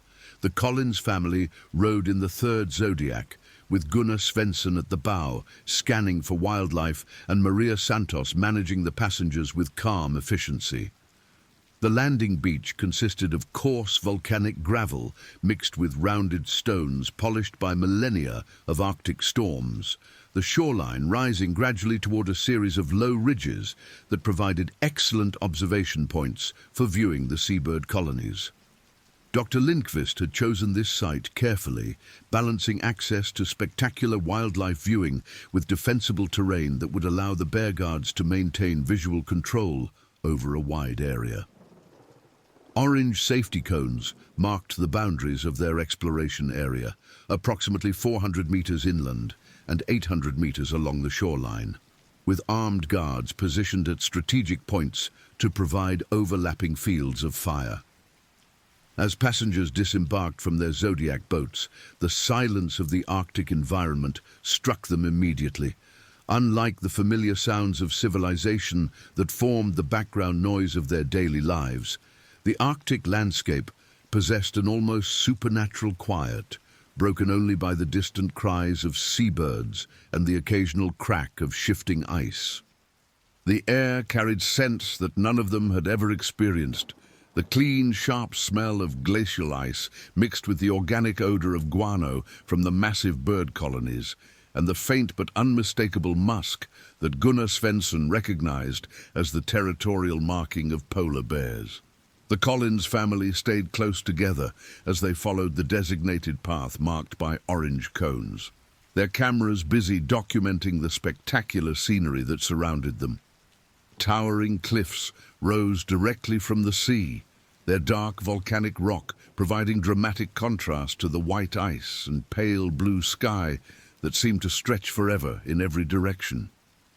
Thousands of Brunish's guillemots covered the cliff faces in dense colonies, their black and white plumage creating patterns that shifted constantly as birds arrived and departed on feeding flights that could take them hundreds of kilometers from their nesting sites. Leah Collins was entranced by the spectacle, her field notebook forgotten as she tried to process the overwhelming sensory experience of being surrounded by so much wildlife. The sound of 100,000 seabirds created a constant background roar that seemed to emerge from the cliffs themselves, while the smell of guano and fish created an organic atmosphere unlike anything she had ever encountered. Her brother Marcus was equally fascinated, his artist's eye capturing details that he would later translate into sketches that would become treasured memories of their Arctic adventure. "Stay close, kids," Mark called, as he noticed both children edging toward the boundary markers in their excitement to get better photographs. "Remember what Dr. Lindqvist said about staying within the safe zones. There's plenty to see from here, and we don't want to worry the guides by getting too close to the boundaries." Maria Santos appreciated Mark's attention to safety protocols, having seen too many families become complacent as their excitement overcame their caution. She maintained constant radio contact with Gunnar Svensson and the other bear guards, who were positioned at strategic points around their exploration area to provide early warning of any polar bear approach. The radio chatter was minimal but continuous, with regular position reports and environmental updates that formed the communication network essential for safe Arctic operations. At 10:45 a.m., approximately 90 minutes into their shore excursion, Gunnar Svensson reported the first polar bear sighting over the radio network that connected all the bear guards and expedition leaders. His voice remained calm and professional, but the tension was immediately evident to anyone familiar with Arctic expeditions. "Bear Guard 1 to base. We have visual contact with an adult polar bear approximately 800 meters north-northeast of landing zone Alpha. Animal appears to be a large male, estimated weight 400 to 500 kilograms, moving slowly in our general direction. Currently no immediate threat, but we need to maintain heightened alert status. Over." Dr. Lindqvist's response came immediately through every radio in the expedition party. "Base to all units, we have confirmed polar bear sighting 800 meters north-northeast. All groups maintain current positions within established safety zones. Bear guards report status and maintain visual contact with target. This is not a drill. Over." The news of the polar bear sighting spread quickly through the passenger groups, creating a mixture of excitement and apprehension that Dr. Lindqvist had witnessed countless times during her career. For most passengers, seeing a polar bear in its natural habitat represented the ultimate Arctic experience, the moment that would justify the enormous expense and effort of reaching one of Earth's most remote regions. However, she also understood that the presence of a large male polar bear transformed their situation from a relatively routine wildlife viewing excursion into a potentially life-threatening encounter that required her full attention and expertise. "Mom, did you hear that? There's a polar bear," Leah whispered excitedly, her voice carrying the wonder of a 10-year-old experiencing something beyond her wildest imagination. "Do you think we'll be able to see it? Will it come close enough for us to take pictures?" Jennifer felt her maternal instincts trigger a flood of protective anxiety, the nurse in her immediately assessing the potential medical implications of a polar bear encounter. She had researched the statistics before their trip and knew that polar bear attacks, while rare, typically resulted in severe trauma requiring immediate surgery and often proving fatal despite the best medical intervention. The idea of her children being exposed to such danger, even under the supervision of armed guards, filled her with a dread that competed with their family's excitement about the adventure. We need to listen carefully to the guides and be ready to do exactly what they tell us, she told her children, her voice steady despite the anxiety she felt building in her chest. This is what we came here for, but it's also why we have to be so careful. Polar bears are incredibly dangerous, and we can only stay safe by following all the rules and trusting the people who know how to handle these situations. Maria Santos positioned herself between the Collins family and the direction of the reported bear sighting, her rifle held in a ready position that could be brought to her shoulder in less than 2 seconds. Her training had taught her to read the body language and behavior patterns that indicated whether a polar bear posed an immediate threat or was simply passing through the area in pursuit of other prey. The radio report suggested that this bear was moving slowly and had not yet focused on their party, but she knew how quickly the situation could change. Mr. and Mrs. Collins, please keep your children directly between you and move slowly toward the center of our group, she instructed quietly. We want to maintain a tight formation that allows us to protect everyone effectively if the situation develops. This is probably just a curious bear passing through the area, but we need to be prepared for any possibility. The bear guards maintained constant communication as they tracked the polar bear's movement across the tundra landscape. Their radio traffic revealed the professional tension of people who understood exactly how dangerous their situation had become, despite their years of experience managing similar encounters. Gunnar Svensson's reports indicated that the bear was definitely aware of their presence and had altered its course to investigate, moving with the purposeful gait that experienced guides recognized as potentially threatening. Bear Guard 1 to base. Target has changed direction and is now moving directly toward our position. Distance approximately 600 meters and closing slowly. Animal is displaying investigative behavior, head up and scenting, definitely aware of human presence. Recommend immediate preparation for defensive procedures. Over. Dr. Lindqvist made the decision that her experience had taught her was crucial in such situations, erring on the side of caution rather than allowing passenger excitement to override safety protocols. All groups begin immediate retreat to landing zones, maintain formation and move calmly but purposefully. Bear guards establish defensive perimeter and prepare for possible deterrent actions.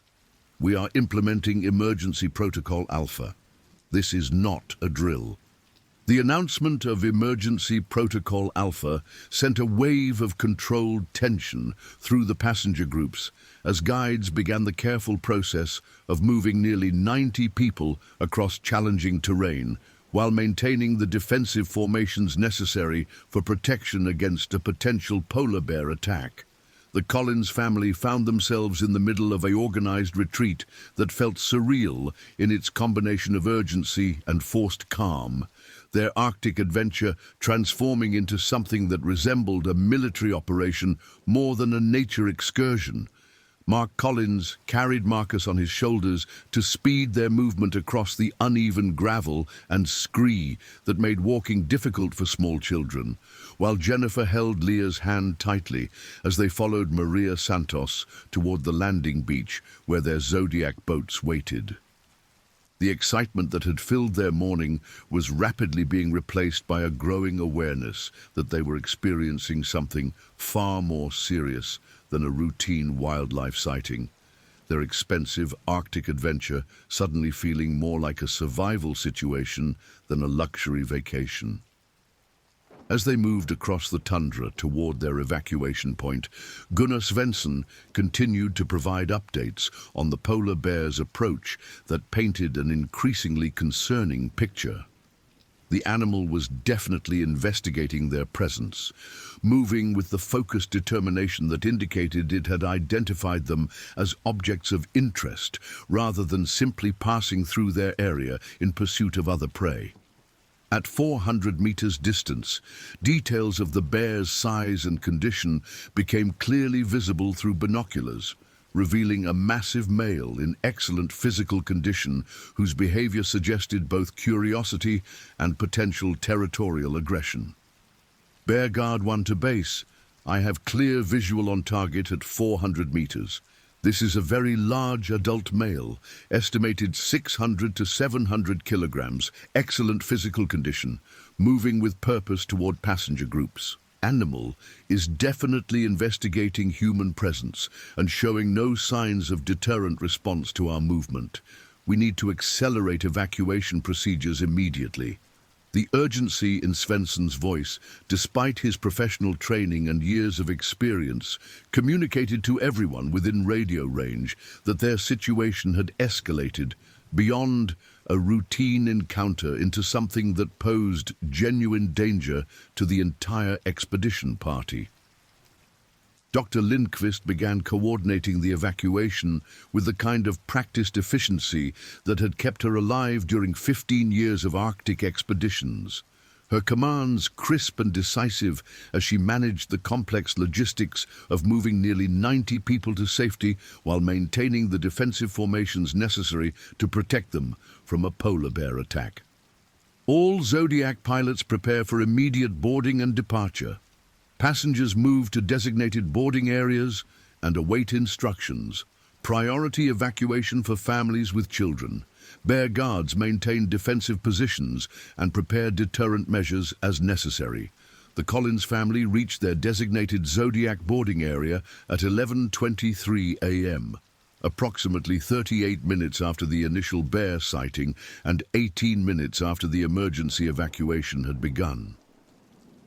The organized chaos of loading nearly 90 passengers into multiple boats while maintaining security protocols created an atmosphere of controlled urgency that none of them had ever experienced, their luxury Arctic adventure having transformed into something that felt more like a military evacuation than a nature excursion.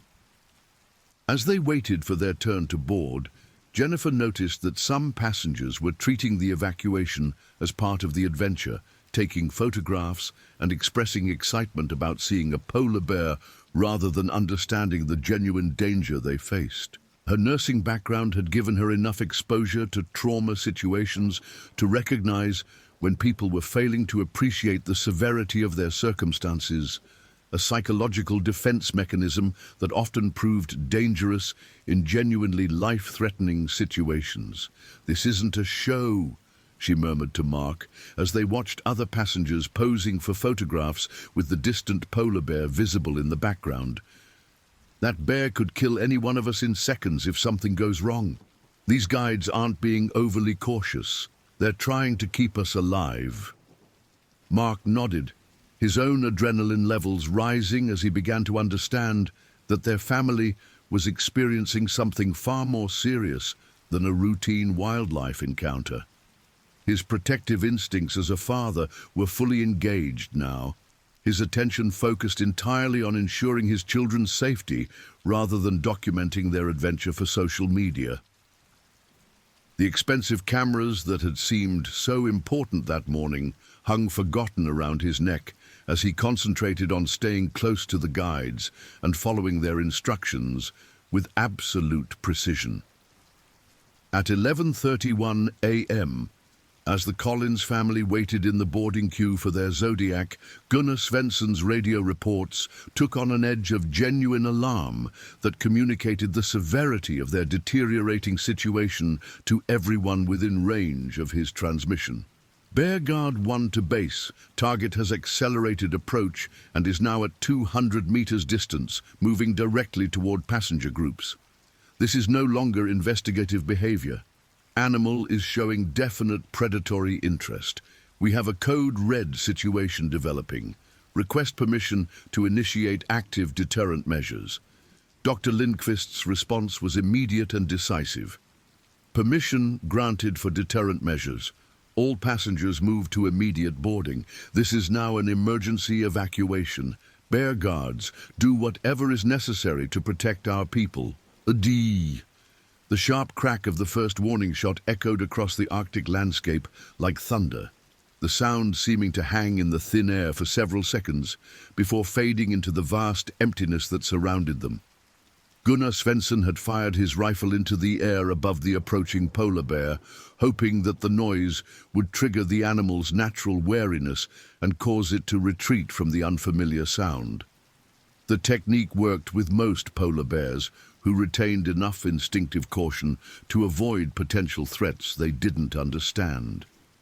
This bear, however, showed no reaction to the warning shot whatsoever.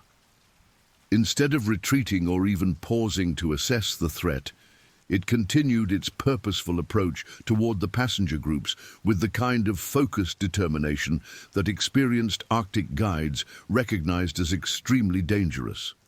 At 180 meters distance, details of the animal's massive size and predatory focus became clearly visible to everyone in the evacuation area, transforming what had been an abstract danger into a very real and immediate threat to their survival.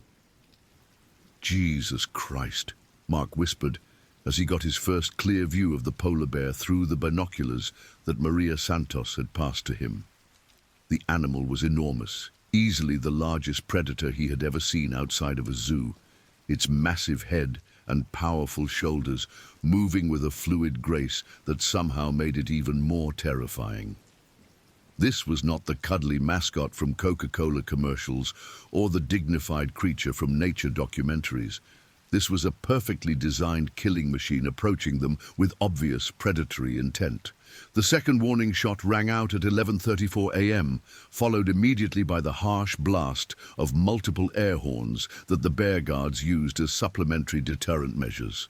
The combination of loud noises echoed across the tundra landscape, creating a cacophony that should have been sufficient to deter any wild animal unfamiliar with human presence. Once again, the polar bear showed no reaction whatsoever, its pace never varying as it continued to close the distance between itself and the evacuation area, where nearly 90 people waited to board their boats.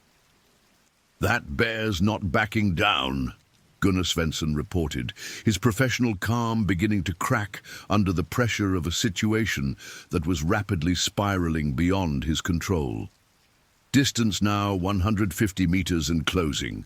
Animal is completely focused on passenger groups and showing no deterrent response. "We need to get these people in the boats now, or we're going to have casualties." Dr. Lindqvist made the decision that her experience had taught her was sometimes necessary in polar bear encounters, abandoning the careful procedures that ensured everyone's safety in favor of rapid evacuation that might save most lives, even if it put some people at increased risk.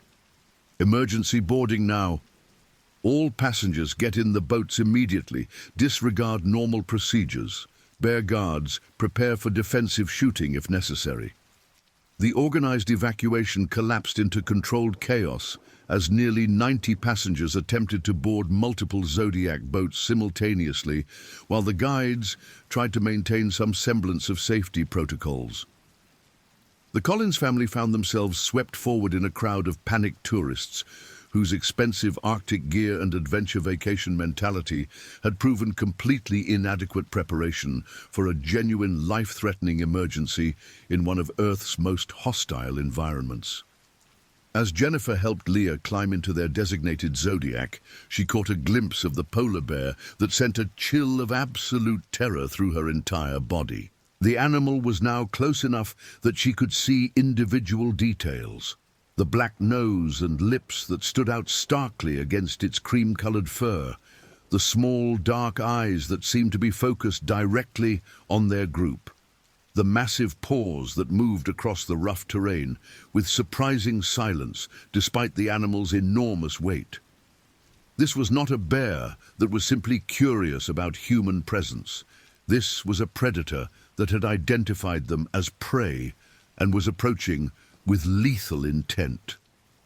Marcus Collins, 7 years old and small for his age, was having difficulty climbing into the Zodiac from the unstable gravel beach when the polar bear closed to within 100 meters of the evacuation area. His small hands couldn't get purchase on the boat's inflatable sides, and the combination of his bulky Arctic clothing and the awkward angle made it nearly impossible for him to pull himself up without assistance. Mark reached down to lift his son into the boat, a routine parental action that under normal circumstances would have taken only a few seconds. At that moment, at exactly 11:37 a.m. on June 8th, 2024, everything went wrong with the kind of devastating speed that transforms routine situations into life-altering tragedies. The polar bear, perhaps triggered by the sudden movement of Mark reaching down for his son, or possibly simply reaching the end of its stalking approach, suddenly accelerated from a walking pace to a full charge that covered the remaining 100 meters in less than 8 seconds. The speed of a charging polar bear is difficult for most people to comprehend until they witness it firsthand. Despite weighing over 600 kilograms, the animal moved across the uneven terrain with the fluid grace of a much smaller predator, its powerful legs driving it forward at speeds approaching 35 miles per hour. The distance that had seemed like a reasonable safety margin suddenly became meaningless as 100 meters of Arctic tundra disappeared beneath the bear's massive paws in the time it took most people to process what was happening. Gunnar Svensson's rifle shot rang out at a distance of 60 meters, the .375 H and H Magnum bullet striking the charging bear center mass with enough force to stop most large animals instantly. The polar bear stumbled slightly, but continued its charge, the combination of adrenaline, massive body weight, and forward momentum carrying it toward the evacuation area, despite what should have been a mortal wound. A second shot at 40 meters had more visible effect, the bear's charge faltering as the massive bullet did its work, but by then it was too late to prevent the collision between 600 kilograms of wounded predator and the Collins family, who were trapped between their Zodiac and the water. The impact occurred at 11:37:23 a.m., according to the GPS timestamp, later recovered from Mark Collins' emergency beacon. The wounded polar bear, dying from 2.375 Magnum rounds, but still driven by predatory instinct and pain-induced rage, struck the Collins family with the force of a small automobile. Mark, who had been leaning down to help his son into the boat, took the full brunt of the bear's momentum, his body serving as an inadvertent shield that prevented the animal from reaching the other members of his family. The physics of the impact were brutal and unforgiving. Mark Collins, who weighed 185 pounds and stood 6 feet 2 inches tall, was struck by an animal more than 3 times his weight, moving at approximately 30 miles per hour. The collision launched him backwards into the Zodiac with enough force to rupture his spleen, break 4 ribs, and cause massive internal bleeding that would require immediate surgery to survive. His left leg, caught between the bear's jaws and the boat's aluminum framework, suffered compound fractures of both the tibia and fibula, as well as severe tissue damage that would ultimately require amputation below the knee. But Mark's injuries, as severe as they were, paled in comparison to what happened to 10-year-old Leah Collins in the 3 seconds that followed the initial impact. The wounded polar bear, its nervous system shutting down from massive blood loss, but its predatory instincts still functioning, turned toward the smaller figures that represented easier prey. Leah, who had been standing in the Zodiac waiting to help her younger brother climb aboard, found herself face to face with 600 kilograms of dying predator, whose jaws could exert over 1,200 pounds per square inch of pressure. The attack on Leah Collins lasted approximately 4 seconds, but those 4 seconds would haunt every survivor of the incident for the rest of their lives. The polar bear's jaws clamped down on the 10-year-old's torso with crushing force, her expensive Arctic clothing and protective gear providing no meaningful protection against teeth designed to pierce the tough hide of seals and walruses. The sound of her ribs breaking was audible to everyone in the immediate area, a series of sharp cracks that somehow seemed louder than the rifle shots and screaming that filled the air around them. Jennifer Collins' scream as she watched her daughter being mauled by a polar bear was a sound that would echo in the nightmares of every witness for years to come. The primal agony of a mother watching her child being killed created a sound that seemed to come from somewhere deeper than her throat, a wail of grief and horror that rose above the chaos of the attack and branded itself into the memory of everyone who heard it. She lunged toward her daughter despite the obvious danger, her maternal instincts overriding any consideration of her own safety in a desperate attempt to save Leah from the bear's jaws. Maria Santos, the expedition guide responsible for the Collins family's safety, fired 3 rounds from her .06 rifle at point-blank range into the polar bear's head and neck area. The first shot struck the bear behind the left ear, penetrating the skull and causing massive brain damage that should have dropped the animal instantly.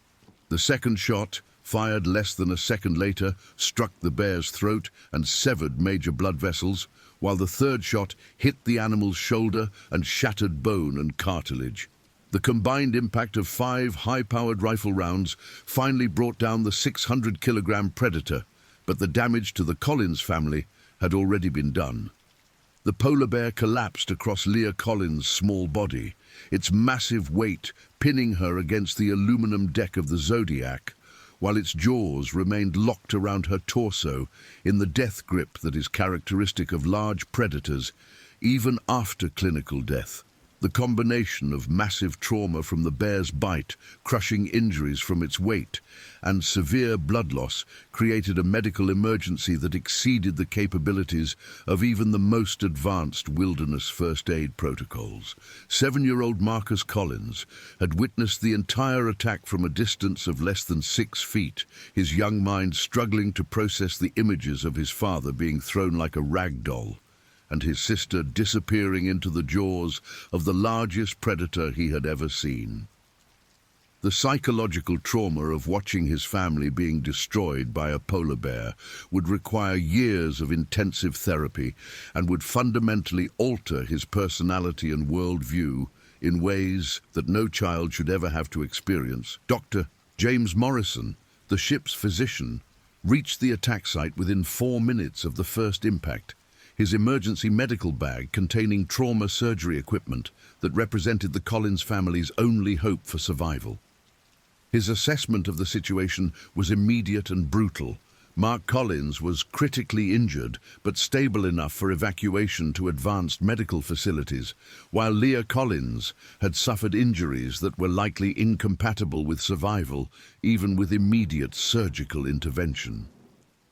"We need to get the bear off her now, Doctor," Morrison shouted to the guides who were attempting to move the 600-kilogram carcass that pinned Leah against the boat.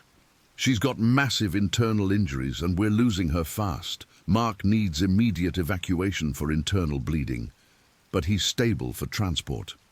The little girl is our priority right now. It took 6 men working together to move the dead polar bear enough to free Leah Collins from beneath its massive bulk, revealing injuries that made even the experienced physician recoils in shock. The 10-year-old's Arctic clothing had been shredded by the bear's claws and teeth, exposing massive trauma to her torso, abdomen, and left leg that had caused catastrophic blood loss. Her breathing was shallow and labored, her skin pale and cold from shock and hypothermia, her pulse barely detectable even with medical equipment. Dr. Morrison began emergency trauma procedures immediately, establishing an airway and attempting to stabilize Leah's vital signs, while calling for emergency helicopter evacuation to the trauma center in Longyearbyen. His training and experience had prepared him for wilderness medical emergencies, but the extent of Leah's injuries exceeded anything he had encountered during his career. Multiple organ systems had been damaged by the bear's attack. Internal bleeding was massive and ongoing, and hypothermia was setting in despite their attempts to maintain her body temperature. Longyearbyen emergency. This is MS Aurora Borealis, requesting immediate helicopter evacuation for critical trauma patient, 10-year-old female, with massive injuries from polar bear attack. Patient has multiple system trauma, massive blood loss, and requires immediate surgery to survive. We need that helicopter now, or this child is going to die. The response from Longyearbyen was immediate but devastating. Weather conditions in the region had deteriorated during the morning, with fog and high winds, making helicopter operations impossible for at least the next 6 hours. The nearest alternative was a Coast Guard vessel approximately 8 hours away, too far to help with injuries as severe as Leah's. The Collins family was trapped in one of the most remote locations on Earth, with medical emergencies that exceeded the capabilities of their expedition ship's medical facilities. Jennifer Collins knelt beside her daughter's stretcher as doctor.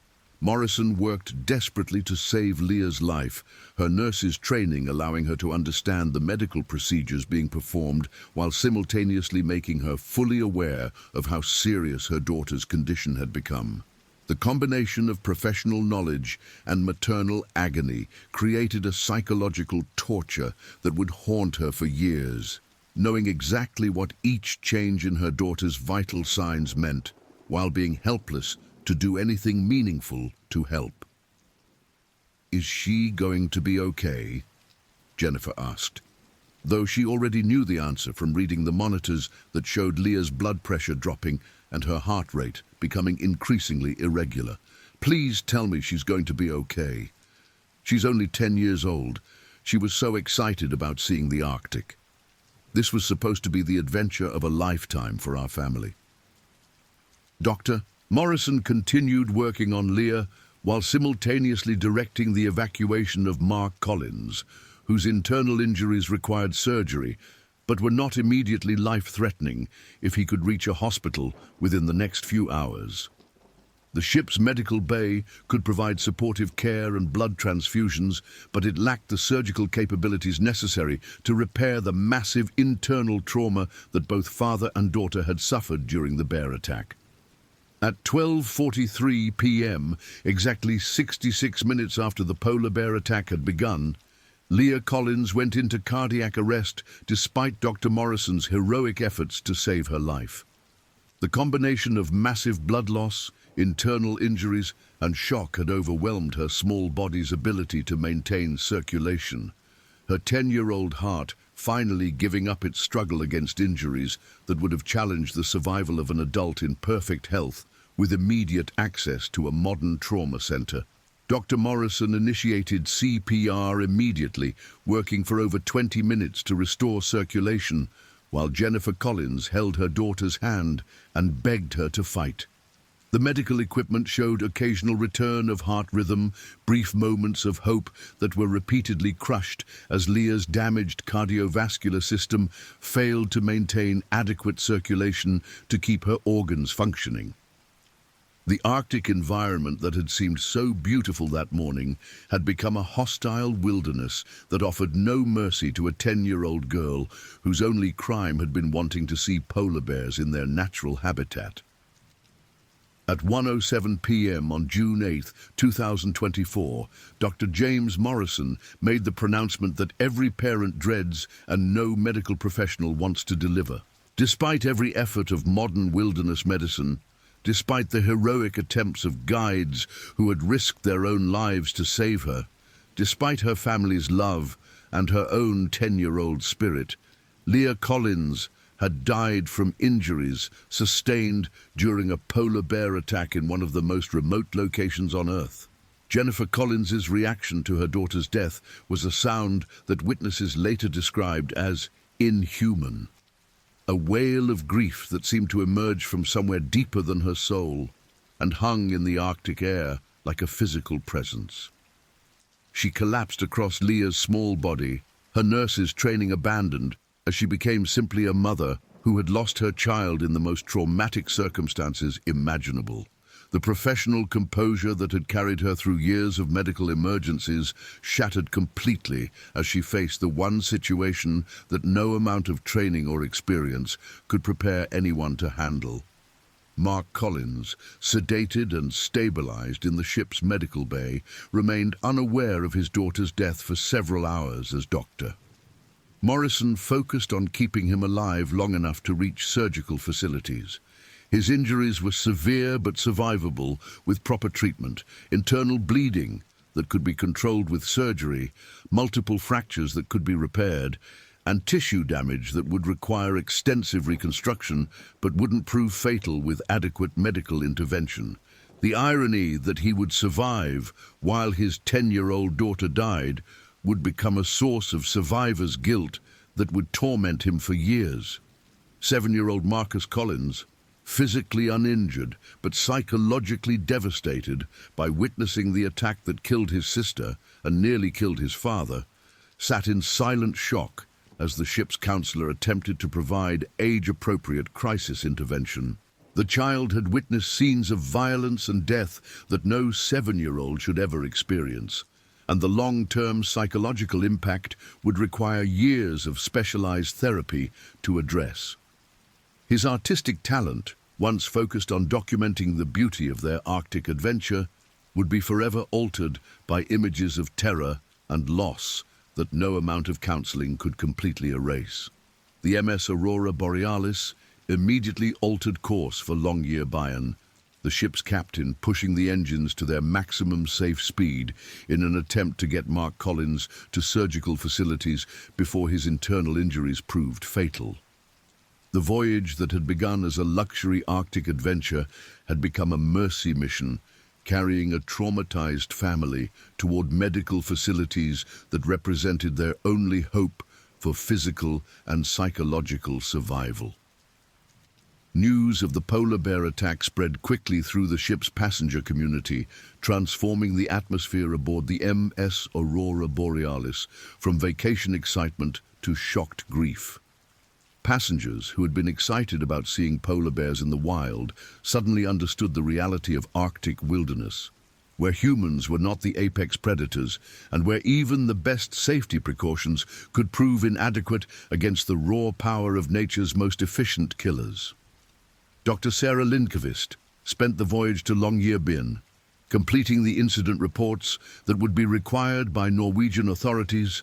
Her 15 years of Arctic expedition experience, having provided no preparation for the loss of a 10-year-old passenger during what should have been a routine wildlife viewing excursion. Her detailed logs documented every decision and safety precaution, every radio transmission and emergency protocol, creating a record that would be scrutinized by investigators trying to understand how a carefully planned expedition had resulted in such a tragic outcome. The dead polar bear, its massive carcass left behind on the gravel beach where the attack had occurred, represented both the cause of the tragedy and a reminder of the awesome power of Arctic wildlife. Weighing over 600 kilograms and standing over 3 meters tall when upright, it had been a perfect example of polar bear evolution, a predator so well adapted to Arctic hunting that even multiple high-powered rifle rounds had not stopped it quickly enough to prevent the attack on the Collins family. The animal's behavior, showing no fear of humans and no deterrent response to warning shots, illustrated why polar bears are considered the most dangerous wildlife encounter in the Arctic. As the MS Aurora Borealis approached Longyearbyen Harbor at maximum speed, emergency medical teams were standing by to receive Mark Collins and provide trauma care that exceeded the capabilities of the ship's medical facilities. Norwegian rescue coordinators had arranged for helicopter evacuation to the University Hospital of North Norway in Tromsø, where surgeons trained in severe trauma cases waited to attempt to save his life and reconstruct the leg that had been mangled by the polar bear's jaws. The arrival in Longyearbyen marked the beginning of a new phase of the Collins family tragedy, as media attention began to focus on the polar bear attack that had killed a 10-year-old American tourist in one of the world's most remote wilderness areas. The story would capture international attention not only because of its tragic nature, but because it highlighted the genuine dangers faced by tourists seeking authentic wilderness experiences in an era when most people had become disconnected from the natural world that had shaped human evolution. Jennifer Collins accompanied her husband to the hospital in Tromsø, while Marcus remained in Longyearbyen under the care of Norwegian child welfare authorities and trauma counselors who specialized in helping young children process traumatic experiences. The family that had embarked on an Arctic adventure together had been shattered by their encounter with a polar bear, their lives forever altered by 4 seconds of violence that no amount of money or planning could have prevented. The surgical team at University Hospital of North Norway worked for over 8 hours to repair Mark Collins' internal injuries and attempt to save his mangled left leg. The internal bleeding was successfully controlled and his abdominal injuries were repaired, but the damage to his leg proved too extensive for reconstruction. The combination of crushing trauma from the bear's bite, compound fractures of both major bones, and tissue death from compromised circulation left amputation below the knee as the only viable option for preventing life-threatening infection. Dr. Erik Johansson, the orthopedic surgeon who performed the amputation, later described Mark Collins' injuries as among the most severe he had ever encountered from a wildlife attack. The polar bear's jaws created crushing trauma that destroyed not only bone and muscle, but also the vascular system that supplies blood to the lower leg. Even if we had been able to repair the fractures, the tissue death would have created gangrene that could have proved fatal. Amputation was not only the best option, it was the only option that offered Mr. Collins a chance at survival and eventual rehabilitation. The psychological impact of losing his daughter and his leg in the same incident would prove more challenging to treat than Mark's physical injuries. Survivor's guilt, post-traumatic stress disorder, and severe depression combined to create mental health challenges that required intensive therapy and medication management. The successful businessman who had planned the Arctic adventure as a family bonding experience found himself struggling with basic daily activities and consumed by questions about whether different decisions might have saved Leah's life. Jennifer Collins remained at her husband's bedside during his hospital stay, but the strain of losing her daughter while simultaneously caring for her critically injured husband pushed her to the edge of psychological collapse.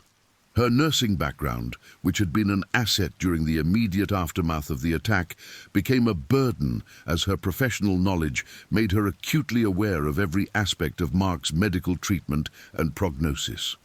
The combination of grief, guilt, and medical stress created a psychological crisis that required intervention from the hospital's psychiatric team.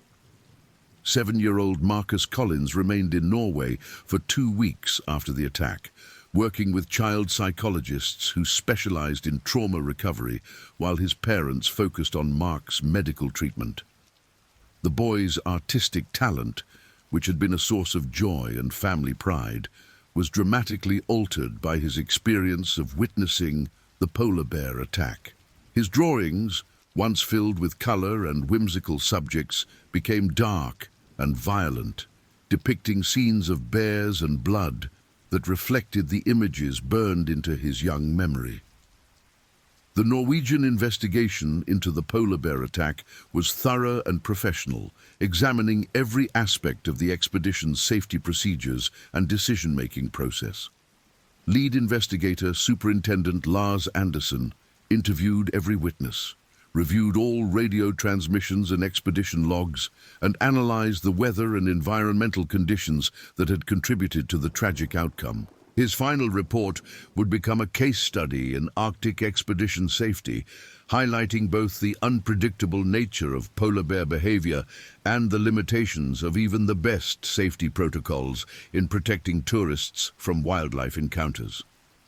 The Collins family polar bear attack represents a tragic reminder that Arctic tourism, no matter how carefully planned and executed, involves genuine risks that cannot be eliminated through equipment or expertise, Superintendent Anderson wrote in his final report. The expedition leaders followed all established safety protocols. The Bear Guards responded appropriately to the threat, and the medical response was immediate and professional. However, polar bears are apex predators whose behavior cannot be predicted or controlled, and the Arctic environment offers no margin for error when encounters occur. The investigation found no evidence of negligence or safety violations by Arctic Adventures Limited or any of the expedition staff. The guides had established appropriate safety perimeters, maintained constant vigilance for polar bear activity, and responded immediately when a threat was identified. The Bear Guards' use of deterrent measures followed standard protocols, and their defensive shooting was both appropriate and effective given the circumstances. The tragedy had occurred despite, not because of, the safety measures in place. However, the investigation did identify factors that had contributed to the severity of the outcome. The polar bear involved in the attack was an unusually large male in excellent physical condition, whose behavior suggested either extreme hunger or territorial aggression that made it unresponsive to normal deterrent measures. The timing of the attack, occurring during the boarding process when passengers were most vulnerable, had prevented the guides from establishing optimal defensive positions. The remote location and weather conditions that prevented immediate helicopter evacuation had contributed to Leah Collins's death by delaying access to advanced medical treatment. Media coverage of the polar bear attack was extensive and often sensationalized, with news outlets around the world reporting on the death of 10-year-old Leah Collins and her father's severe injuries. The story captured public attention not only because of its tragic nature, but because it challenged common perceptions of wildlife tourism as a safe and carefully controlled activity. Images of the Collins family from their social media accounts, showing them excitedly preparing for their Arctic adventure, provided a stark contrast to the reality of what had occurred during their encounter with Arctic wildlife. Environmental groups seized upon the incident to highlight the challenges facing polar bears as climate change reduced their traditional hunting grounds and forced them into increased contact with human activities. The bear that attacked the Collins family was described as a healthy adult male whose behavior might have been influenced by changes in sea ice conditions that had disrupted normal feeding patterns and territorial boundaries. The incident became part of a broader discussion about the ethics of Arctic tourism and its impact on both wildlife and human visitors. The cruise industry responded to the Collins family tragedy by reviewing safety protocols for Arctic expeditions and implementing additional measures designed to prevent similar incidents. These included mandatory safety briefings with enhanced emphasis on polar bear dangers, increased numbers of armed guards for shore excursions, and more restrictive passenger movement policies in areas known to be frequented by polar bears. However, industry experts acknowledged that no amount of preparation could eliminate the inherent risks of bringing tourists into contact with one of the world's most dangerous predators. Arctic Adventures Limited, the company that operated the MS Aurora Borealis, faced intense scrutiny following the polar bear attack, with lawyers representing the Collins family filing wrongful death and personal injury lawsuits seeking millions in damages. The company's insurance providers conducted their own investigation, focusing on whether the expedition had followed industry standards for Arctic wildlife encounters and whether additional safety measures might have prevented the tragedy. The legal proceedings that followed would stretch on for years, with expert witnesses debating whether the expedition's safety protocols met reasonable standards for Arctic tourism and whether the guide's response to the polar bear threat was appropriate given the circumstances. The Collins family's attorneys argued that the tour company had failed to adequately warn passengers about the genuine dangers of polar bear encounters and had prioritized passenger experience over safety in their operational decisions.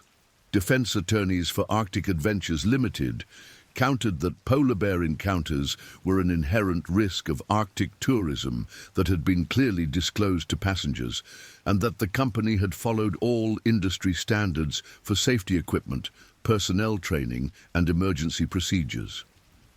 They argued that the tragedy resulted from an unpredictable wildlife encounter rather than any negligence or safety violation by their client, and that the guide's heroic response had prevented an even worse outcome. The civil litigation process forced the Collins family to relive the trauma of Leah's death and Mark's injuries through depositions, expert witness testimony, and detailed analysis of every decision made during the expedition. Jennifer Collins found the legal proceedings almost as traumatic as the original attack, as defense attorneys questioned their decision to bring young children on an Arctic expedition and suggested that the family bore some responsibility for the tragic outcome. Mark Collins, still recovering from his amputation and struggling with severe depression and PTSD, found the litigation process overwhelming and often considered dropping the lawsuit despite its potential financial benefits. His therapists warned that the stress of prolonged legal proceedings could interfere with his psychological recovery, but the family's mounting medical bills and lost income made the lawsuit a financial necessity rather than simply a quest for justice. The settlement negotiations that eventually resolved the litigation were confidential, but sources close to the case suggested that Arctic Adventures Limited paid a substantial sum to the Collins family while admitting no wrongdoing in the polar bear attack. The settlement allowed both parties to avoid a jury trial that could have lasted for weeks and resulted in an even more public examination of the tragedy that had already received extensive media coverage. Insurance industry analysts noted that the Collins family settlement would likely result in increased premiums for Arctic tourism operators and more restrictive policies regarding wildlife encounters. Some smaller operators expressed concern that rising insurance costs could force them out of the market, potentially concentrating Arctic tourism among larger companies with greater financial resources to manage risk and liability. The physical rehabilitation process for Mark Collins proved lengthy and challenging, requiring multiple surgeries to address complications from his amputation and extensive physical therapy to learn to function with a prosthetic leg. The high-tech prosthetic device that eventually replaced his amputated leg cost over $50,000 and required months of training to use effectively, transforming routine activities like walking and driving into complex challenges that required conscious thought and planning. More difficult than the physical rehabilitation was addressing the psychological trauma that Mark experienced as a result of watching his daughter being killed by a polar bear and suffering severe injuries himself. Post-traumatic stress disorder manifested in recurring nightmares, panic attacks triggered by unexpected noises, and a paralyzing fear of outdoor activities that had once been his favorite pastimes. The successful businessman who had thrived on challenge and adventure found himself unable to leave his house without experiencing severe anxiety. Jennifer Collins struggled with her own psychological recovery while simultaneously supporting her husband's rehabilitation and caring for Marcus, whose behavioral problems following the attack required intensive therapeutic intervention.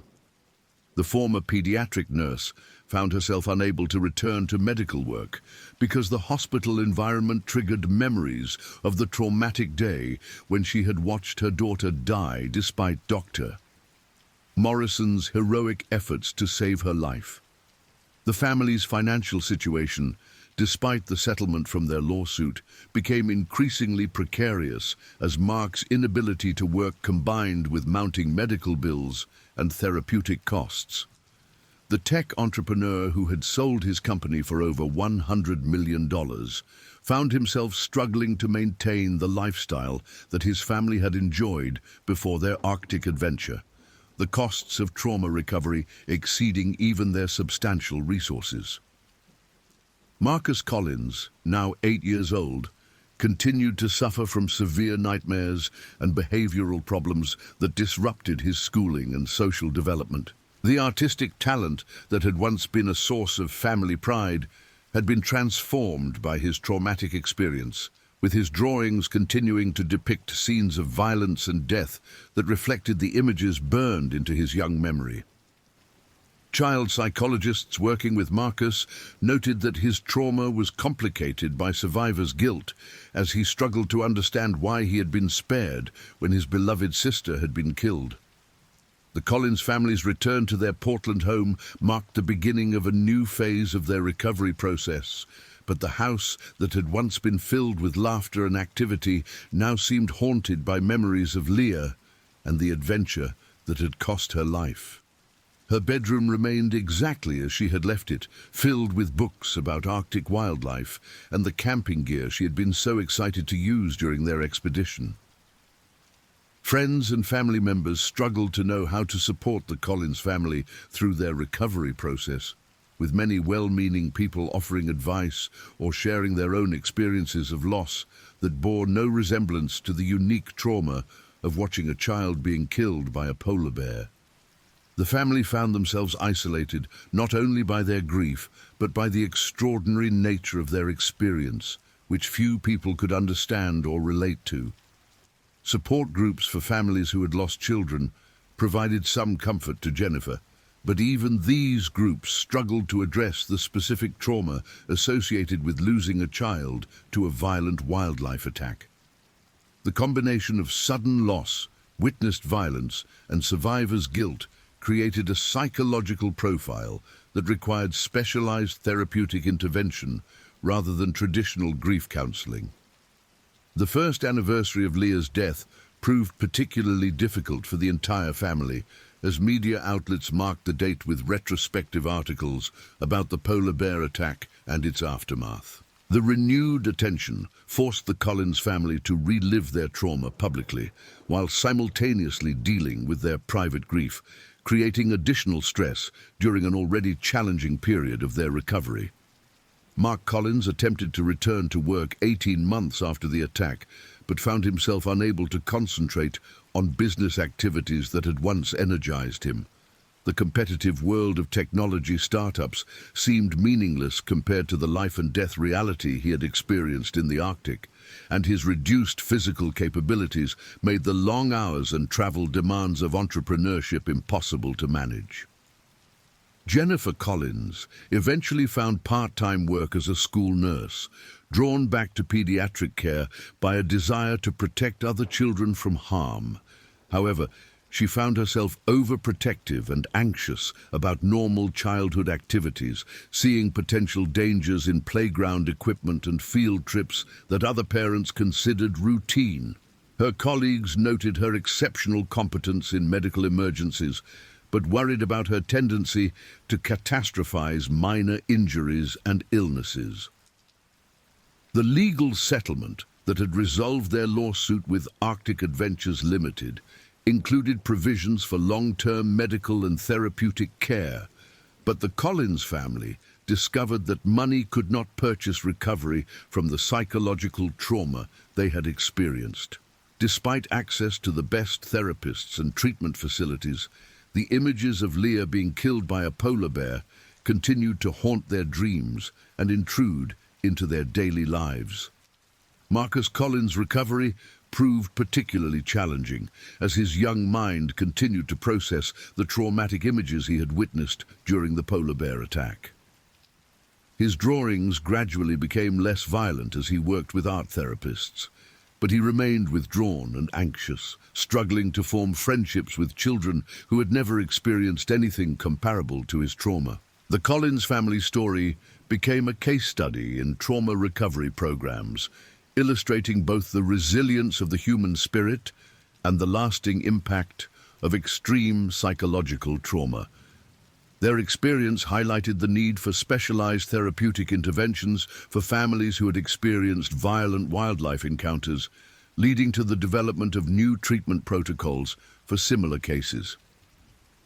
Wildlife biologists studying the polar bear that had killed Leah Collins noted that the animal's behavior, while tragic in its consequences, was entirely consistent with normal predatory patterns for a large male polar bear encountering humans in its territory.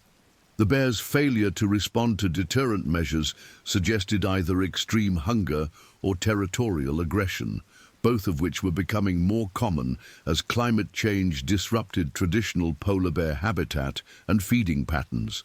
The incident contributed to ongoing research into polar bear behavior and human-wildlife conflict in Arctic regions, with scientists noting that increasing tourism and changing environmental conditions were creating more opportunities for dangerous encounters.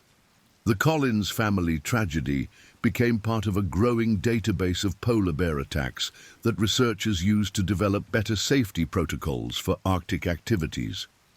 Environmental organizations seized upon the Collins family story to highlight the broader challenges facing polar bears as their sea ice habitat continued to shrink due to global warming. The bear that had attacked the family was described as a healthy adult whose behavior might have been influenced by changes in traditional hunting patterns caused by reduced ice coverage, making it more likely to investigate human activities as potential food sources.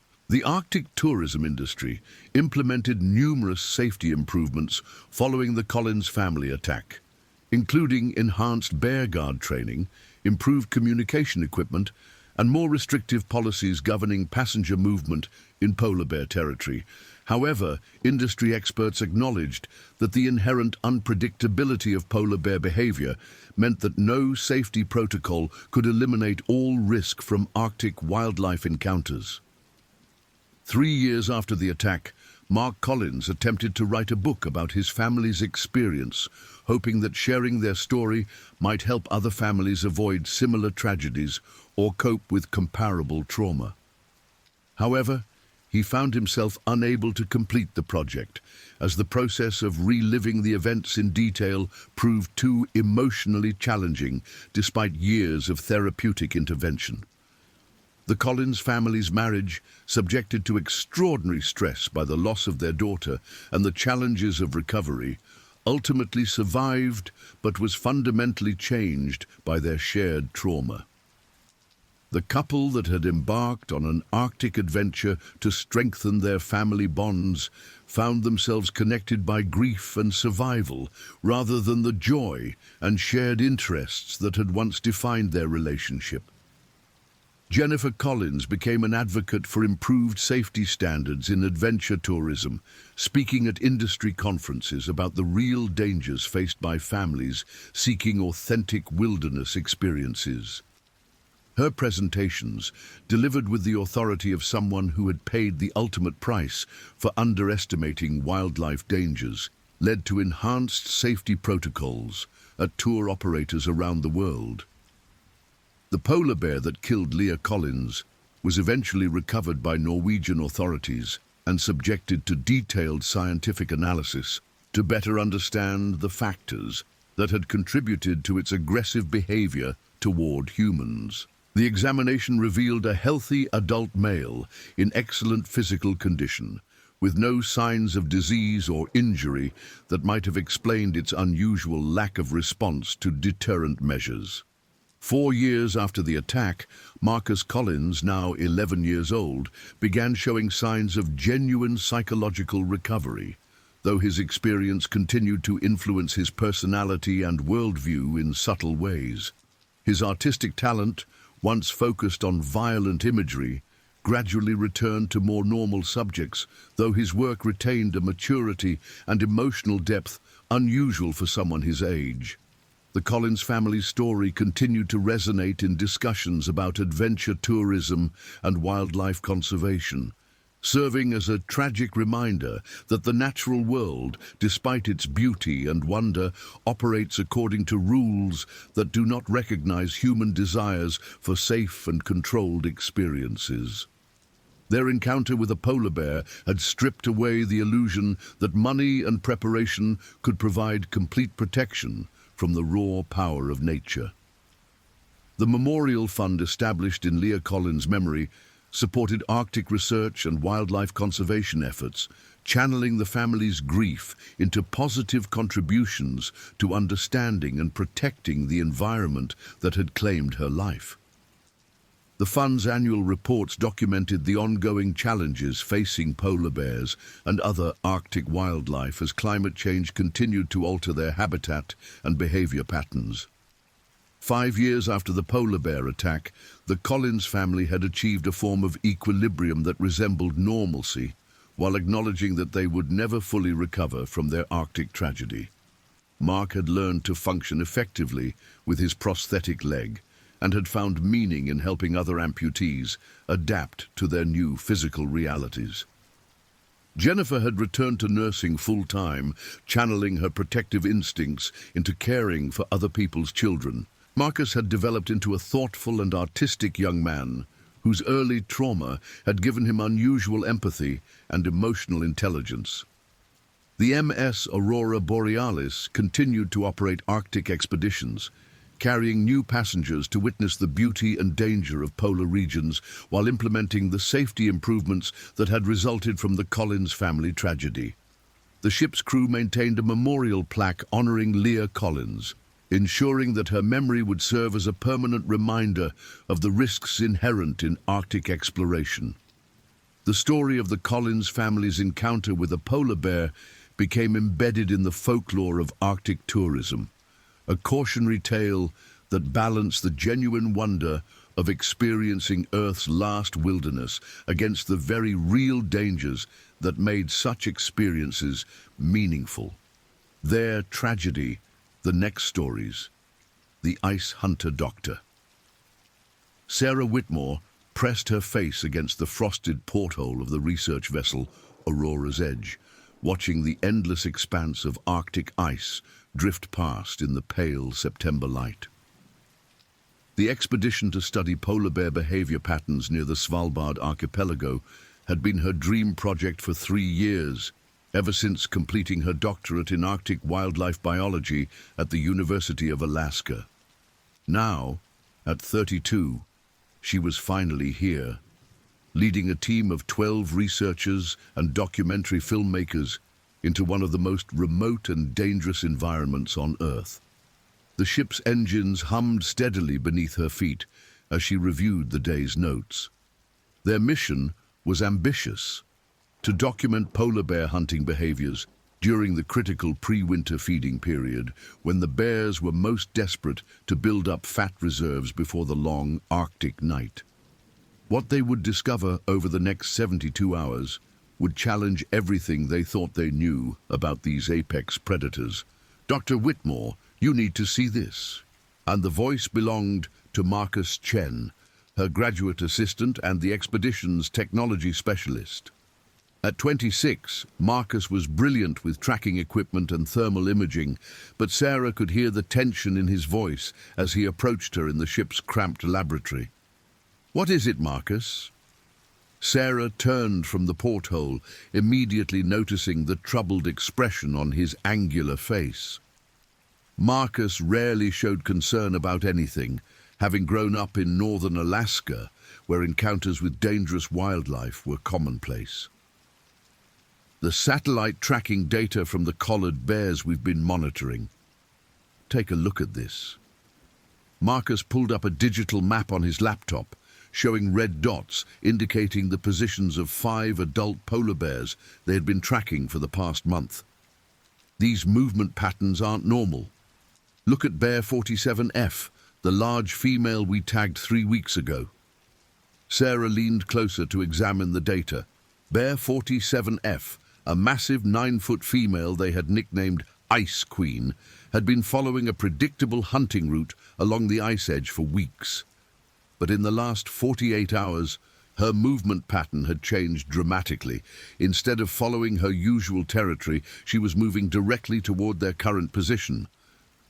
"This could just be coincidental," Sarah said, though she felt a chill that had nothing to do with the Arctic air. Bears follow food sources.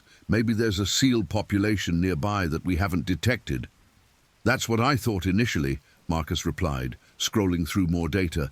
But look at this.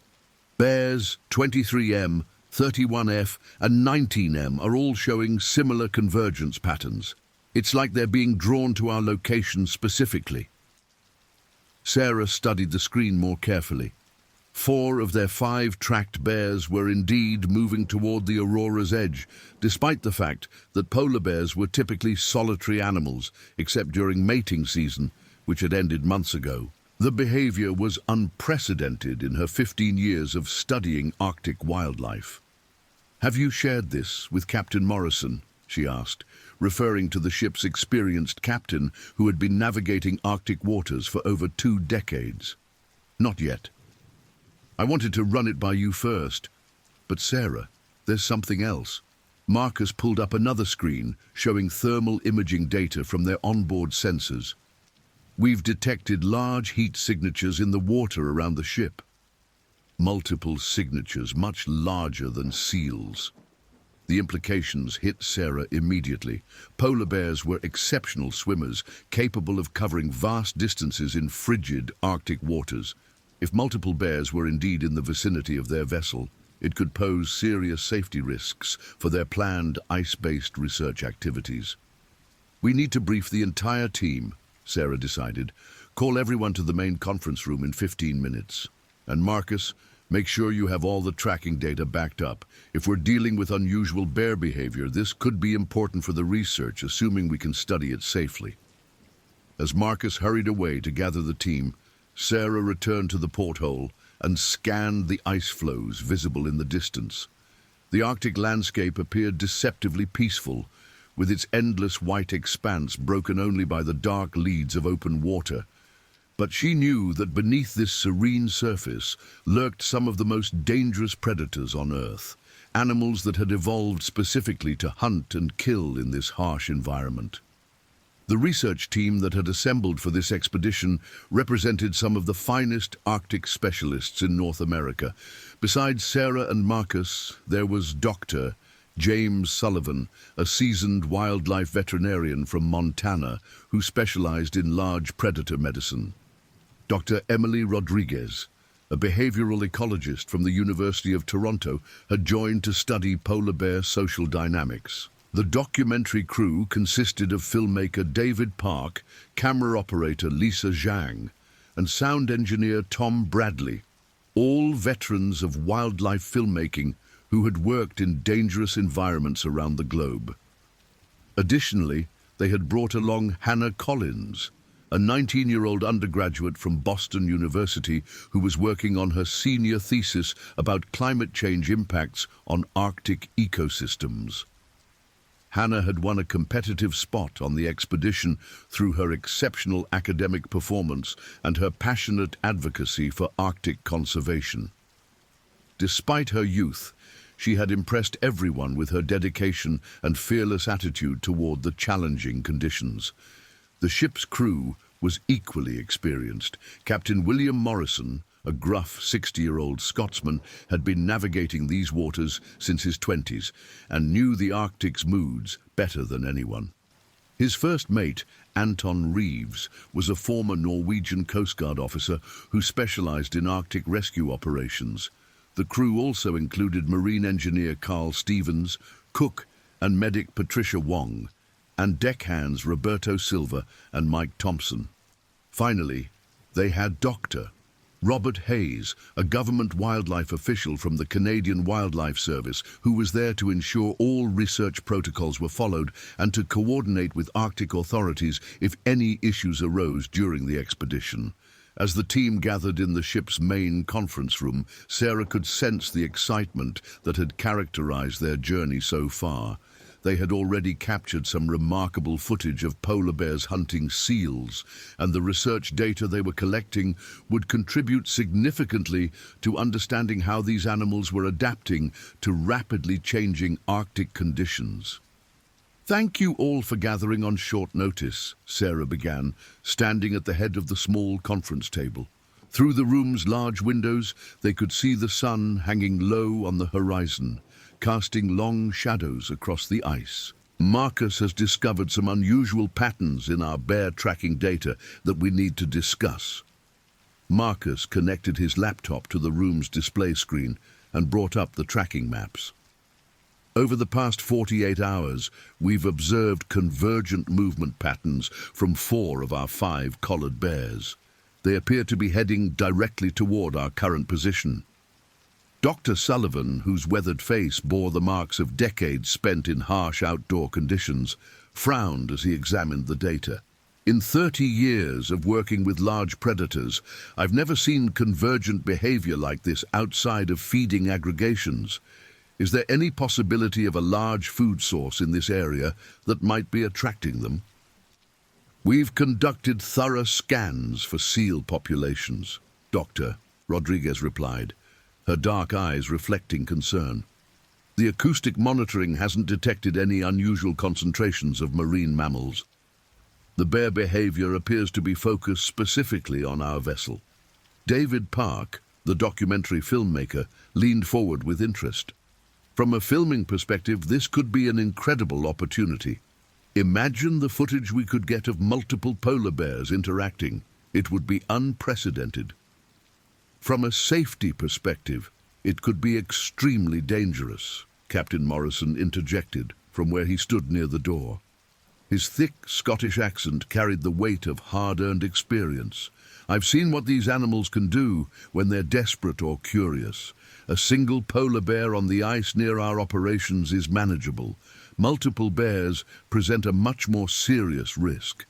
Hannah Collins, who had been listening intently, raised her hand tentatively.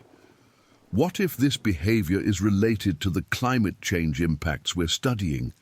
Could the bears be responding to some environmental change that's affecting their normal patterns? It was a thoughtful question from the youngest member of the team, and Sarah appreciated Hannah's scientific thinking. That's definitely possible, Hannah. Polar bears are having to adapt their behavior as sea ice patterns change. They might be investigating our ship as a potential platform for hunting, or they could be attracted by some aspect of our operations that we haven't considered. Dr. Hayes, the government official, had been studying the data silently. From a regulatory standpoint, we need to consider whether continuing our planned ice-based research is advisable under these conditions. If multiple bears are converging on our location, it could violate our safety protocols. Sarah felt the weight of leadership as she considered their options. The research they were conducting was critically important for understanding how polar bears were adapting to environmental changes. The data they were collecting could influence conservation policies for years to come, but the safety of her team had to be the primary consideration. I propose we modify our plans for the next 24 hours, she said finally. We'll continue monitoring the bears' movements and conduct research that can be done safely from the ship. If the situation changes, or if the bears move away, we can reassess our ice-based activities. What about the documentary filming? Lisa Zhang asked. As the camera operator, she had been particularly excited about the prospect of filming on the ice. We have a very limited window for this footage. We can still film from the ship, David Park replied, though Sarah could hear the disappointment in his voice. It won't be as dramatic as being on the ice with the bears, but safety has to come first. Marcus was still studying his laptop screen. There's one more thing we should consider. The thermal imaging is showing that at least 2 large heat signatures are currently in the water less than a kilometer from our position. Given the size and movement patterns, these are almost certainly polar bears. A silence fell over the room as everyone processed this information. Polar bears swimming near their vessel was not unprecedented, but the combination of multiple bears in the area and the unusual convergent behavior was deeply concerning.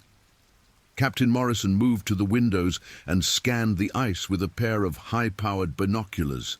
I don't see any bears on the visible ice floes, but that doesn't mean much.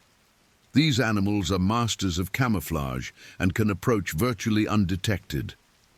Tom Bradley, the sound engineer, had been monitoring the ship's underwater acoustic equipment. I'm picking up some unusual underwater sounds that could be consistent with large animals swimming near the hull. It's hard to distinguish from normal Arctic marine noise, but there's definitely something there. Dr. Rodriguez stood up and moved to the windows. If we're dealing with multiple bears showing abnormal behavior, we need to understand what might be driving it.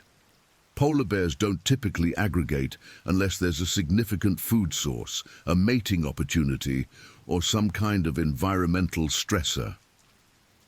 Could our presence itself be the stressor? Hannah asked.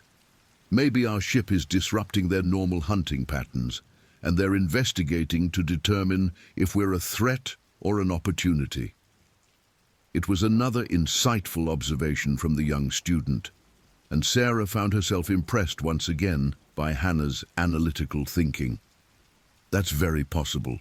We know polar bears are intelligent and adaptable. They might be trying to assess whether our vessel represents something they can exploit for hunting, or if it's something they need to avoid.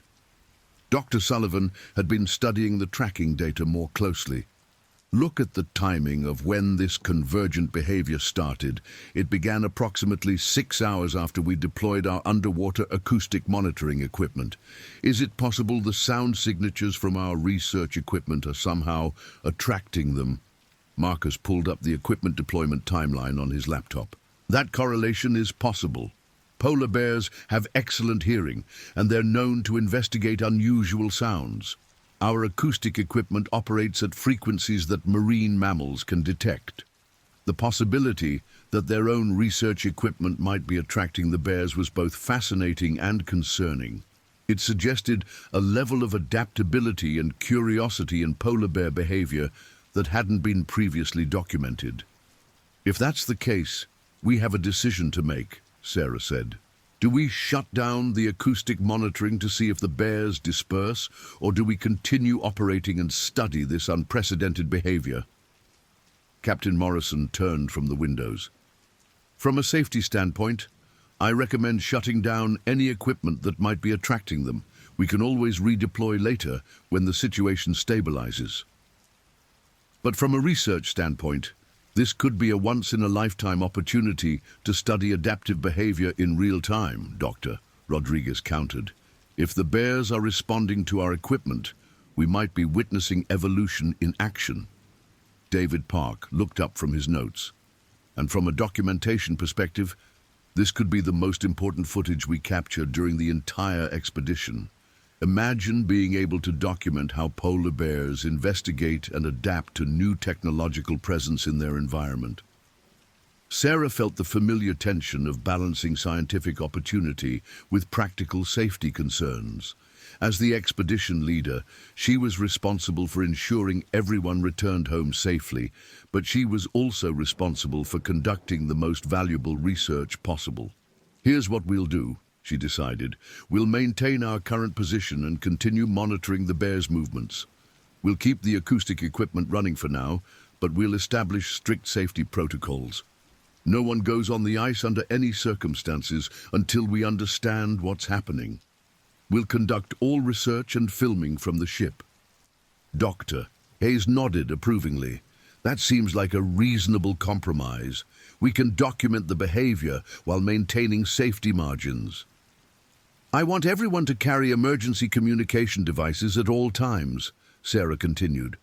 Marcus, continue monitoring the tracking data and thermal imaging around the clock. Captain Morrison, please coordinate with your crew to ensure the ship is secure and that we have emergency protocols in place. Aye, we'll batten down and maintain radio contact with the Coast Guard, the captain replied. If this situation escalates, we'll need to be ready to move quickly. As the meeting broke up, team members scattered to their various responsibilities. Sarah remained in the conference room with Marcus, reviewing the tracking data once more. The pattern was unlike anything she had seen in years of polar bear research. Marcus, I want you to start documenting everything. Every movement pattern, every behavioral observation, every piece of data. If we're witnessing something unprecedented, We need to capture it all. Already on it, Marcus replied, his fingers flying across his laptop keyboard. I'm backing up everything to multiple drives and uploading to our satellite data link. Whatever happens, this information will be preserved. Through the windows, the Arctic landscape looked peaceful in the fading light. But Sarah knew that somewhere out there in the ice and water, some of the world's most powerful predators were moving with purpose toward their small vessel. The next few hours would determine whether they were witnessing a remarkable scientific discovery or facing a dangerous threat to their expedition. As evening settled over the Arctic Ocean, the Aurora's edge continued its slow drift through the ice pack. The ship's hull creaked softly against the shifting ice, and the steady hum of the engines provided a reassuring constant in the vast wilderness. But for Sarah and her team, sleep would not come easily, knowing that they were being watched by creatures perfectly adapted to hunt in this frozen realm. The ship's watch schedule had been intensified, with crew members maintaining constant vigilance for any signs of the approaching bears. The deck lights had been dimmed to reduce the vessel's visual signature, but the research equipment continued its steady monitoring of the surrounding environment. At midnight, Marcus detected the first direct visual confirmation of their watchers. Through the ship's thermal imaging system, he observed a large heat signature approaching from the northeast, moving steadily across an ice floe roughly 300 meters from the vessel. "Sarah, you need to see this," he whispered into his radio, not wanting to wake other sleeping team members. Sarah arrived in the monitoring station within minutes, still dressed in her heavy Arctic gear. "What do you have?" "Bear contact, about 300 meters northeast. Large individual, probably our tagged female 47F based on the size and movement pattern." Marcus pointed to the thermal imaging screen where a bright orange shape moved steadily across the blue cold background of the ice. Sarah watched the heat signature with a mixture of scientific fascination and primal unease. The bear was clearly moving toward their position, pausing occasionally as if assessing the situation before continuing its approach. "Any signs of the others?" she asked. "Two more heat signatures in the water, approximately 500 meters out. They're maintaining position but not approaching yet." Marcus switched between different sensor feeds, showing the underwater acoustic detection and surface thermal imaging. "It's like they're coordinating," Sarah observed. "One approaching on the ice, while others maintain positions in the water. That level of tactical behavior isn't documented in the literature." As they watched, the bear on the ice moved closer, eventually reaching the edge of the floe nearest to the ship. Through the ship's powerful night vision scopes, they could see the massive animal clearly for the first time. Even at a distance, its size was impressive. The bear's shoulders stood nearly 4 feet high, and its thick white fur rippled in the Arctic breeze as it studied their vessel. "She's magnificent," Sarah whispered, temporarily forgetting the potential danger in her appreciation for the animal's raw power and beauty. The bear remained at the ice edge for nearly an hour, occasionally standing on its hind legs to get a better view of the ship. Its behavior was clearly investigative rather than aggressive, but Sarah knew that could change quickly if the animal decided they represented either a threat or an opportunity. "Dr. Whitmore, this is Captain Morrison." The captain's voice crackled through the radio. "I'm getting reports from the engine room of unusual vibrations against the hull. It's possible we have something large investigating the underwater portion of the ship." Sarah felt her heart rate increase. If bears were both on the ice nearby and in the water around the ship, their situation was becoming more complex and potentially dangerous. "Captain, can you maintain position without using the engines? I don't want to spook them with sudden movements or sounds." "Aye, we can drift with the ice for several hours if needed, but if we need to move quickly, it'll take a few minutes to bring the engines up to full power." "Understood. Please keep the crew informed, but ask them to minimize noise and movement. We don't know how these bears will react to sudden changes. As the night progressed, more team members were awakened by the activity. Dr. Sullivan joined the monitoring effort, bringing his experience with dangerous wildlife encounters. Dr. Rodriguez set up additional behavioral observation equipment, hoping to capture detailed data on the bears' investigation patterns. David Park and his filming crew prepared their equipment for potential documentation, though they maintained strict adherence to the safety protocols, requiring them to remain inside the ship. In 40 years of wildlife filmmaking, I've never seen behavior like this, David whispered as he watched the bear on the ice through his camera viewfinder. It's like she's conducting reconnaissance. Hannah Collins, despite being the youngest and least experienced team member, had proven herself to be remarkably calm under pressure. She worked with Marcus to catalogue the behavioral observations, creating detailed logs of every movement and apparent decision point in the bear's investigation. "Look at how she's positioned herself," Hannah observed, pointing to the bear on the ice. "She's maintaining visual contact with our ship while staying close enough to retreat quickly if needed. That suggests high intelligence and tactical thinking."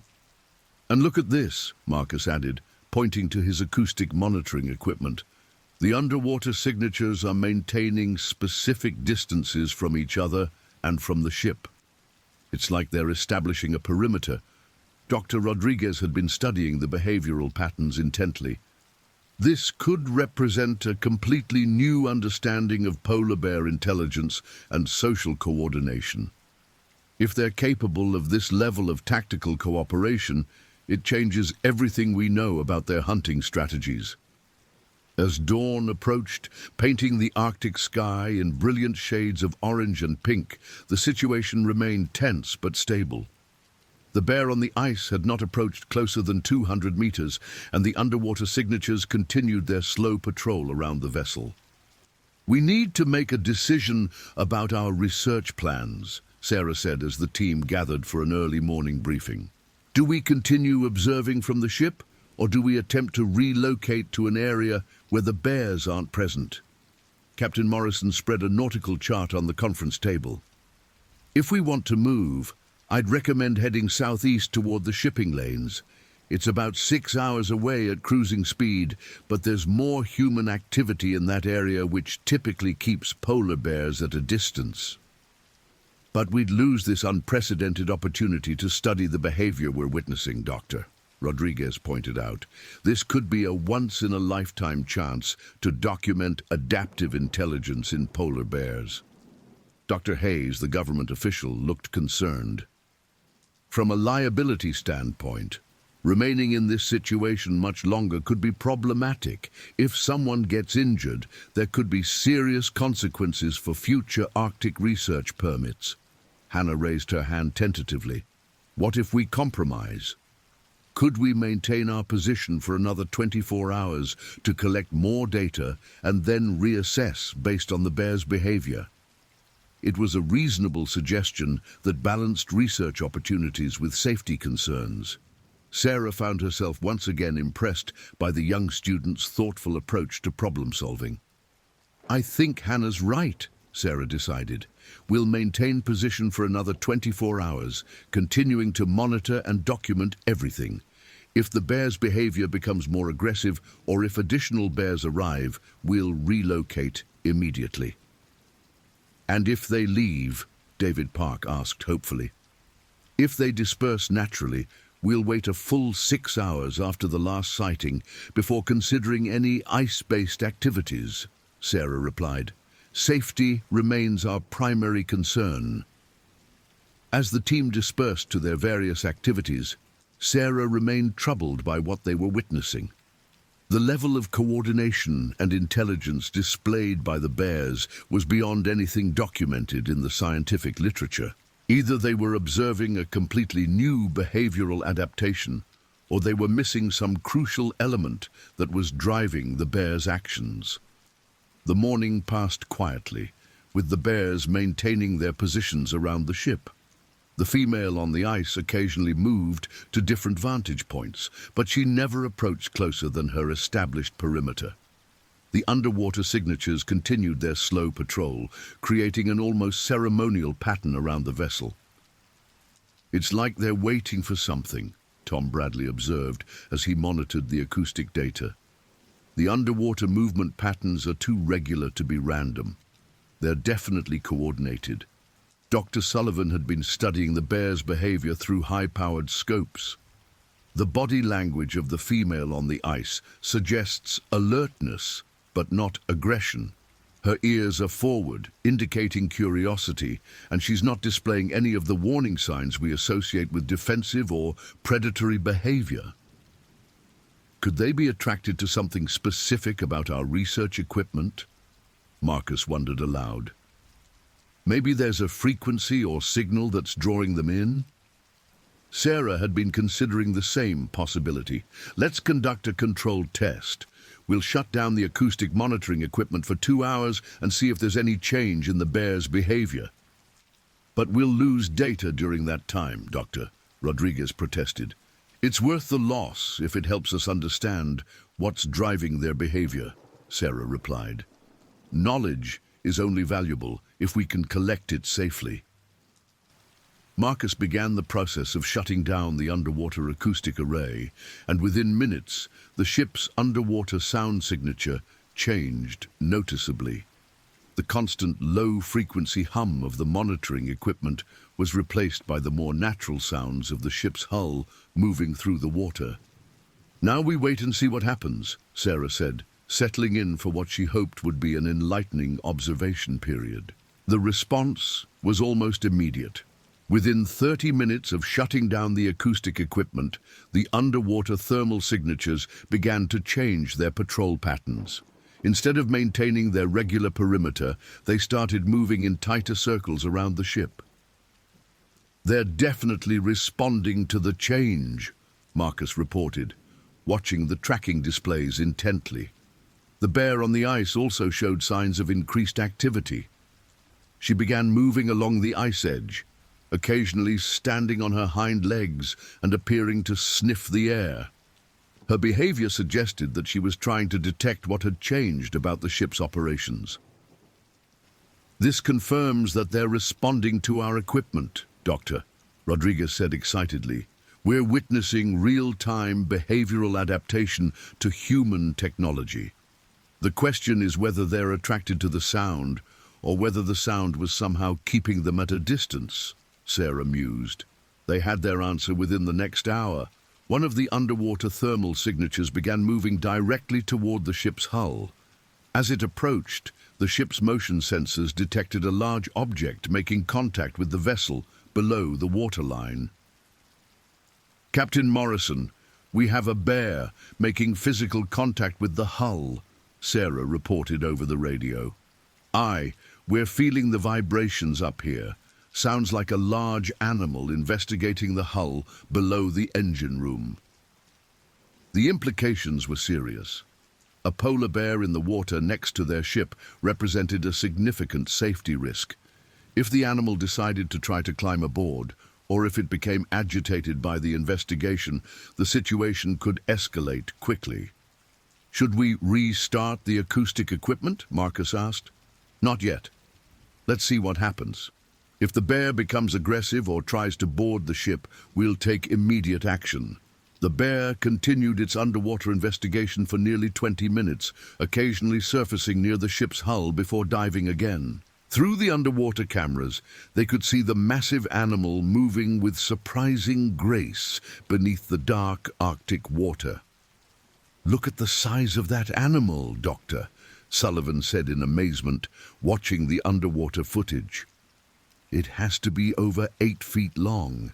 That's a fully mature adult in excellent condition.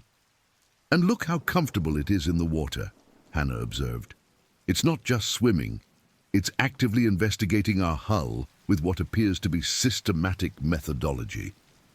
The bear's investigation seemed focused on specific areas of the ship. It spent considerable time near the engine intakes and around the areas where their research equipment was mounted. The behavior suggested a level of curiosity and intelligence that exceeded their expectations.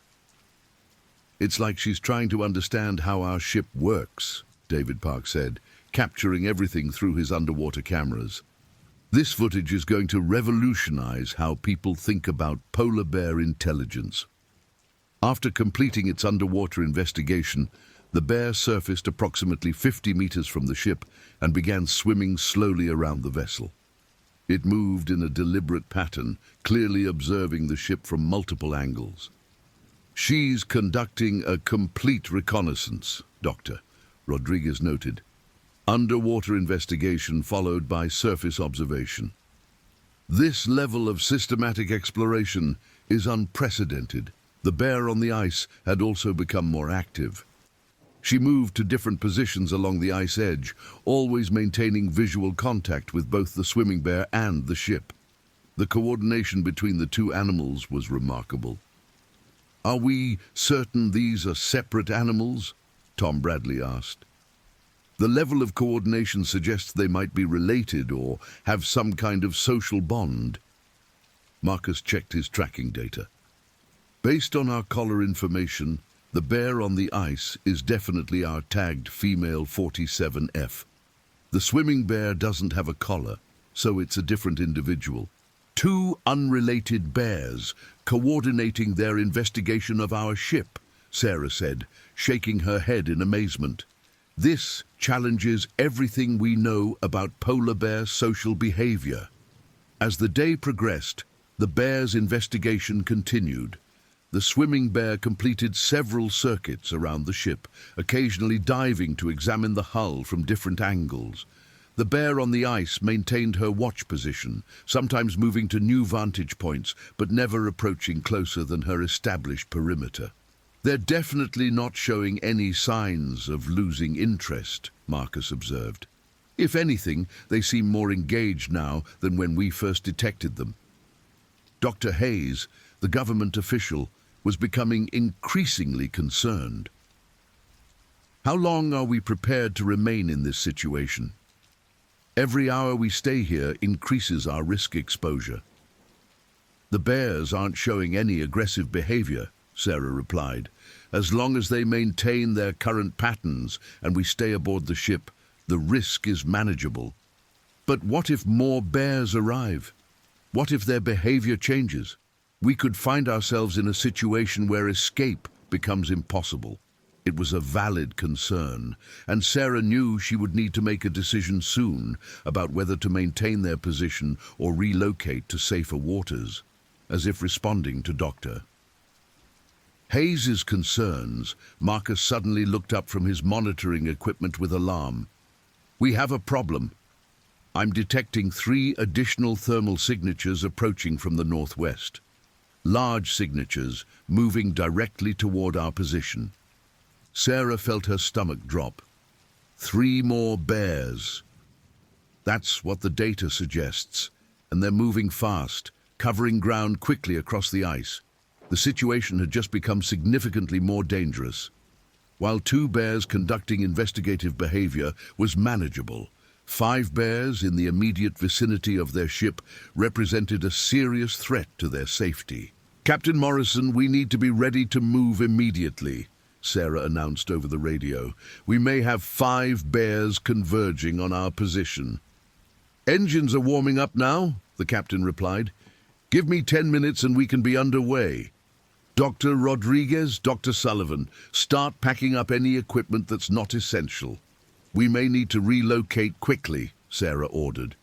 The approaching bears were still several kilometers away, but their movement was purposeful and direct. Unlike the gradual approach of the first 2 bears, these new arrivals were moving with obvious intent toward the ship's location. Could they be responding to some kind of signal from the bears already here? Hannah asked. "It's possible, Doctor," Rodriguez replied. "Polar bears have excellent communication abilities. They might be using vocalizations below our hearing range or scent marking to attract others. Or they might be responding to the same stimulus that attracted the first 2, Marcus added. Whatever drew them here initially might be drawing others as well." The bear in the water had surfaced and was floating motionless about 30 meters from the ship, as if sensing the approach of the additional animals. The bear on the ice had also changed her behavior, standing upright and appearing to scan the horizon in the direction of the approaching signatures. "They know the others are coming," Tom Bradley observed. "Look at how their behavior has changed." Sarah made her decision. "Captain Morrison, begin moving us away from this position. I don't want to find out what happens when 5 polar bears converge on our location." "Aye, aye. Engines coming to full power now." The ship's engines rumbled to life, and the Aurora's edge began moving slowly through the ice pack. The bear in the water immediately responded to the ship's movement, swimming alongside and matching their speed with surprising ease. "She's following us," David Park said, filming the animal's pursuit through his cameras. "Look at how effortlessly she's keeping pace." The bear on the ice also began moving, traveling parallel to the ship's course along the edge of the ice floe. Her movement was fast and determined, clearly tracking their progress. "We have an escort, Doctor," Sullivan observed grimly. 2 bears pacing our movement." As the ship gained speed, the swimming bear eventually fell behind, but the bear on the ice continued to follow their course. Through binoculars, they could see her powerful form bounding across the ice with remarkable speed and agility. "How long can she maintain that pace?" Hannah asked. "Polar bears can run up to 25 miles per hour in short bursts, Doctor," Rodriguez replied. "But over longer distances, they usually settle into a more sustainable pace. She won't be able to keep up indefinitely." After an hour of travel, the bear on the ice had fallen behind, though thermal imaging suggested she was still following their general direction. The immediate threat of multiple bears converging on their position had been avoided, but Sarah knew their encounter was far from over. "Marcus, what's the status of the approaching bears?" she asked. "They reached our previous position about 30 minutes ago. Thermal imaging shows all 3 animals in the area where we were anchored. One appears to be in the water investigating the location." "They're trying to follow our trail," Captain Morrison said. "Bears have excellent tracking abilities. They might be able to follow our scent or the disturbance our ship made in the water." The idea that polar bears might be actively tracking their ship across the Arctic Ocean was both fascinating and terrifying. Sarah had never encountered anything like this level of persistent interest from wild polar bears. "Captain, how far are we from the nearest human settlement?" she asked. "About 8 hours to Longyearbyen at current speed. But I'm not sure running to port is the answer. These animals have shown remarkable persistence. They might follow us right into inhabited areas. The possibility of leading polar bears toward human settlements was unacceptable." Sarah realized they needed a different strategy. "Let's head toward the shipping lanes, but maintain distance from any populated areas. Maybe the presence of other vessels will discourage their pursuit." "Aye. I can set a course for the main shipping corridor. There's usually commercial traffic in that area." As the Aurora's Edge continued its journey across the Arctic Ocean, the team struggled to understand what they had witnessed. The level of intelligence, coordination, and persistence displayed by the polar bears exceeded anything documented in scientific literature. "We need to publish this data, Doctor," Rodriguez said as she reviewed the behavioral observations. "The scientific community needs to know about this level of cognitive ability in polar bears." "Assuming we can get back to civilization to publish it, Doctor," Hayes said grimly, "we're still being pursued by one of the most dangerous predators on Earth." Sarah looked out at the Arctic landscape sliding past their windows. The beauty of the environment was undeniable, but she now understood that they were visitors in a realm ruled by creatures far more adapted to survival in this harsh world than humans could ever be. "Whatever's driving their behavior, we need to understand it," she said. "This encounter could change how we approach Arctic research and polar bear conservation." The ship continued through the ice, carrying its human passengers toward what they hoped would be safety, while somewhere behind them, the ice hunters of the Arctic continued their relentless pursuit. The next chapter of their encounter was yet to be written, and Sarah feared it would test the limits of human courage and scientific understanding.